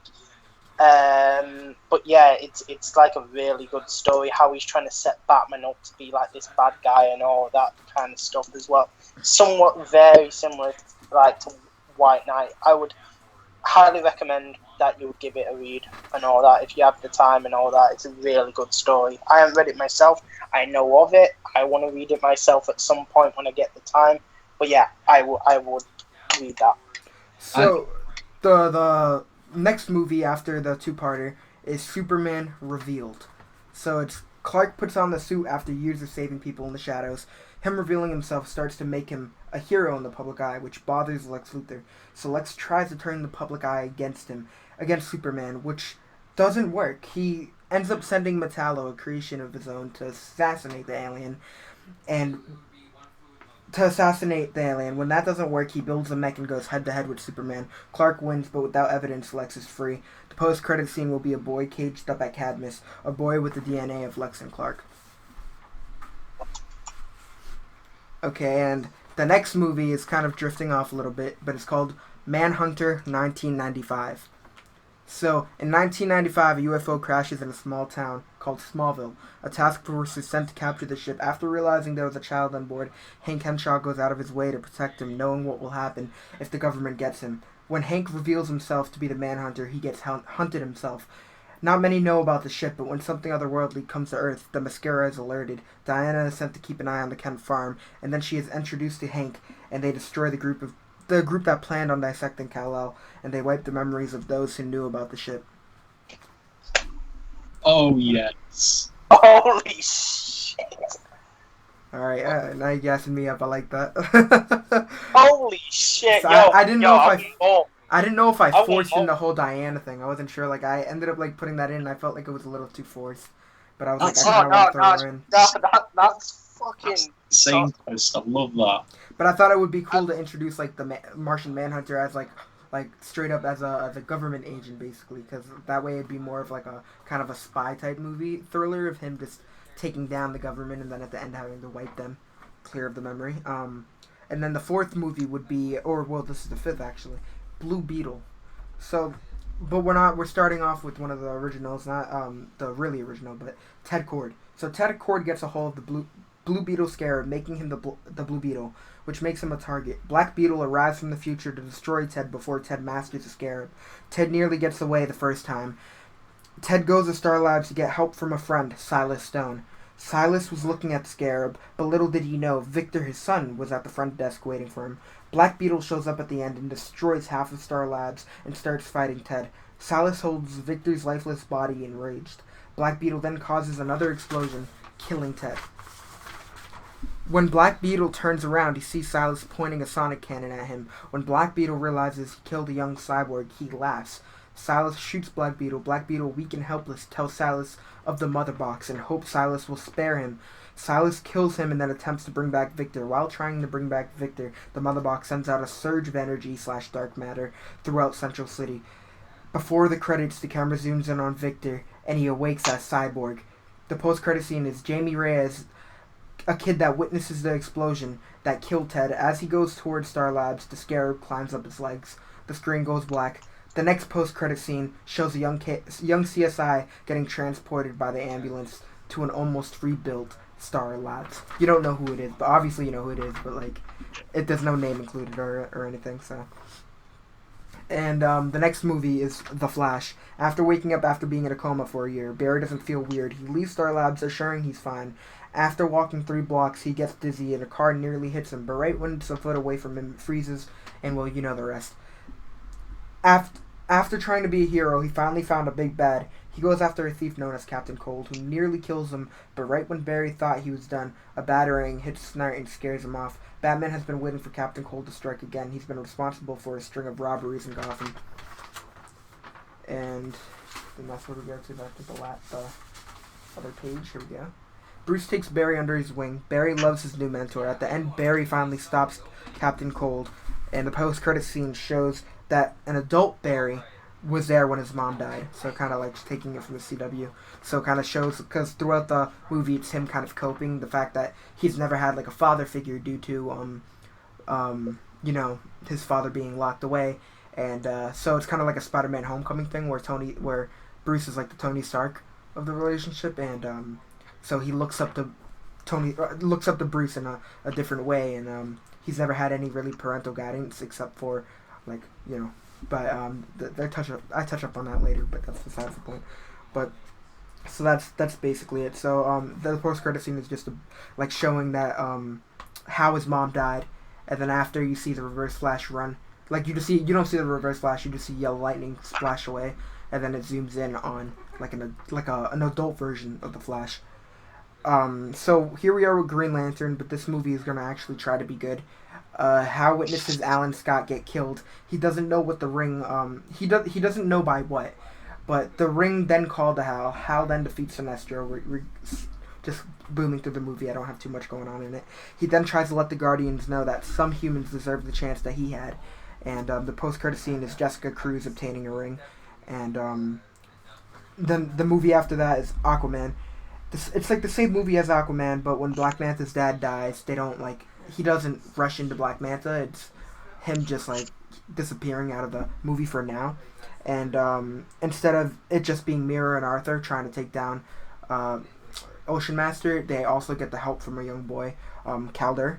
So that's also something that goes on. And then after that, we're having a little anthology series for all of the heroes. That way we have time for these characters to kind of not have their own movies, but to kind of like train, and like we've had post-credit scenes of Dick Grayson, and then post-credit scenes of young heroes, because I'm trying to put together a team like the Young Justice or whatever. So we got Jessica Cruz, we got so far it's what Jessica Cruz, Jamie Reyes, Dick Grayson, so we have and Cyborg. So we have these characters kind of being able to show their abilities, and each episode's only like 30 minutes, so it's like, think of it as like The Mandalorian, like that type of show with the big budget, but each episode will be focusing on different characters.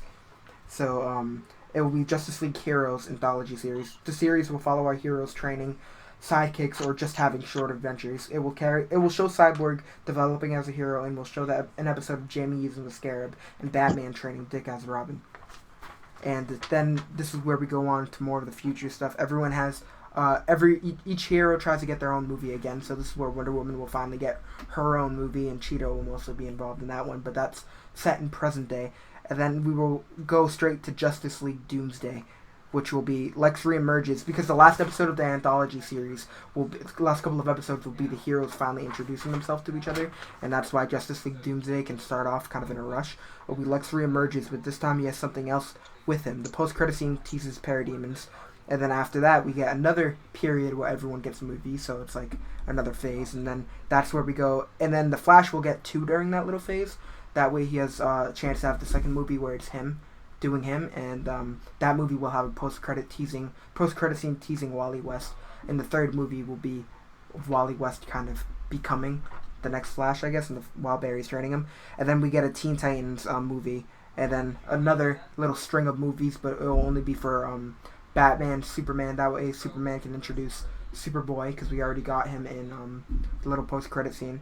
And he was like an enemy for the second Superman movie. So for the third Superman movie, it's him basically taking him in, and Batman will be taking in Robin. And that way for Young Justice, we have a full-on, like kind of like Teen Titans, but these characters are more developed.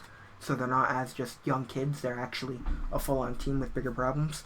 And then we will have another string of movies, which will lead to Justice League Legion of Doom. So it will be a full-on war between just a whole bunch of characters like the Reverse Flash, Black Manta, Lex Luthor, and Lex Luthor is providing some of these weapons to some of the enemies, so they're not just as weak as they once were. They're a little more upgraded, and then again, everyone gets a movie. The last movie will be Justice League Darkseid. That's it. Not as detailed as yours, but that's all I got. Oh, your twists were off the radar. Yeah. Yeah. Well, that's good to hear. That Wonder Woman twist in the Manhunter thing, that was insane. Yeah. Pretty good to know. I thought I was kind of overreaching at first, but I thought it was pretty decent to have a version of Diana that actually got to interact with the baby Clark Kent, knowing that in one day they will actually be able to. They're working together, so it's a little cool thing that I thought would work. And then I tried to change it up, but I just couldn't think of anything else, and I thought it would be a cool way to show Martian Manhunter, because he couldn't take the government by himself, so he ends up using the help from Diana. So yeah. That's pretty much really badass. I appreciate it. like how it was different. You didn't do origin movies. Like, you started with Batman well into his career as Batman, and you started with Superman a bit into his career as well. So yeah, I don't know. I like origin stories, but I feel like it makes the pace. It like kind of restricts them to certain things, because we know these characters so much that almost everyone in the world does. You don't need to know of the movie, but you know that usually most people know Batman, like his parents are dead. Superman's he's an alien. I mean, that's just basically the summed up version of it, and just stretching it out. I mean, I did that. That's why for Batman, the origin story is like flashback, so it shows his parents die. It shows him basically training to be what he becomes, and then for Superman, he ends up putting on the suit mainly because it's like after Jonathan Kent dies, so he realizes the hope that other people need, so he ends up kind of embracing the whole idea of that, and this is where Lex Luthor ends up not liking the idea of an alien being the everyday kid's hero. You know, he didn't like that, so that's where he kind of comes in. And I thought the Blue Beetle one was pretty cool. I thought I kind of dove into that because I know Ted Kord ends up like dying, and that's where Jamie Reyes comes through. And that was probably the darkest film I had in the whole series, because I mean, you don't really see a movie ending with the title character straight up dying. So like the Ted Kord, who is Blue Beetle throughout the whole film, ends up dying at the end. And yeah. Yeah. If we had a bit longer, I would have had a similar pitch for a Blue Beetle series in my head, because I remember once I thought of a Blue Beetle series, I thought, because it's 13 episodes, like, okay, episode 1 is Ted Kord's origin, episode 2 is Jamie Reyes' origin, and basically all the odd numbers are Ted Kord's story, all the even numbers are Jamie Reyes' story. And then, obviously, in the finale, because it's 13 episodes, So they've both had 6 episodes each, but then the finale episode is flashing back and forth to, and then and then Jamie succeeds where Ted Cord failed and died. So you don't find out that Ted Cord dies until the end. No. Because you know that kind of. Have you ever seen 13 Reasons Why? It kind of reminds me a little bit of that. Because I mean, the last season, like the not fourth, but the third season, it's like showing flashbacks left and right. You know, so it's like leading up to what's happening. So it's showing present day, and then it shows like why these people aren't talking through the flashback. So it's like I can see like it's showing Jamie Reyes, but you don't understand how he has the scarab. But then when you look at the flashbacks, it shows Ted Cord still using the scarab, being fine, and at the end, it finally shows Jamie embracing the scarab. But then you find out how he got it because the flashback finally shows Ted Cord lose his life. So that'd be a little cool way to do it. But yeah, I mean, I guess that's it, right? I mean, you guys friggin' killed it. I mean, this is a 2.5 hour call, so this is gonna be a long video. So that's great. I mean, I don't care how long it is. I don't know if you guys did make it this far. I mean, make sure you let us know, and I will be sure to say thank you. I will do something. But I mean, if you're a troop and you made it 2.5 hours, you're getting a high five or something, bro. Like, that's insane. You're getting yeah. So you're getting something. So I mean, make sure you let us know in the comments. But you got anything to say, Kysept? I beg, but if you have your own pitch, put it in the comments. Like pitch what you would think. Pitch if you would improve upon anything that we did, because help. If you feel like any of our pitches were not like completely finished, finish that pitch. Like if you felt like one of our pitches for one of our seasons or movies was a bit quick, pitch what you think that movie should be. And if you liked this whole idea of a video, make sure you let us know. And if you want to see it shorter, make sure to let us know. We can like next time if we do this, we can like do a time restriction.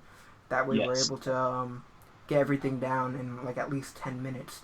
So like we can try to kind of like a little speed round, you know. But I enjoyed doing this. I was able to hear a lot of fun ideas. I mean, of course, yours, Kysept, was very detailed. We had full on 5 chapters and killed it out here. So I mean, I was just I had a full on MCU planned. Yeah.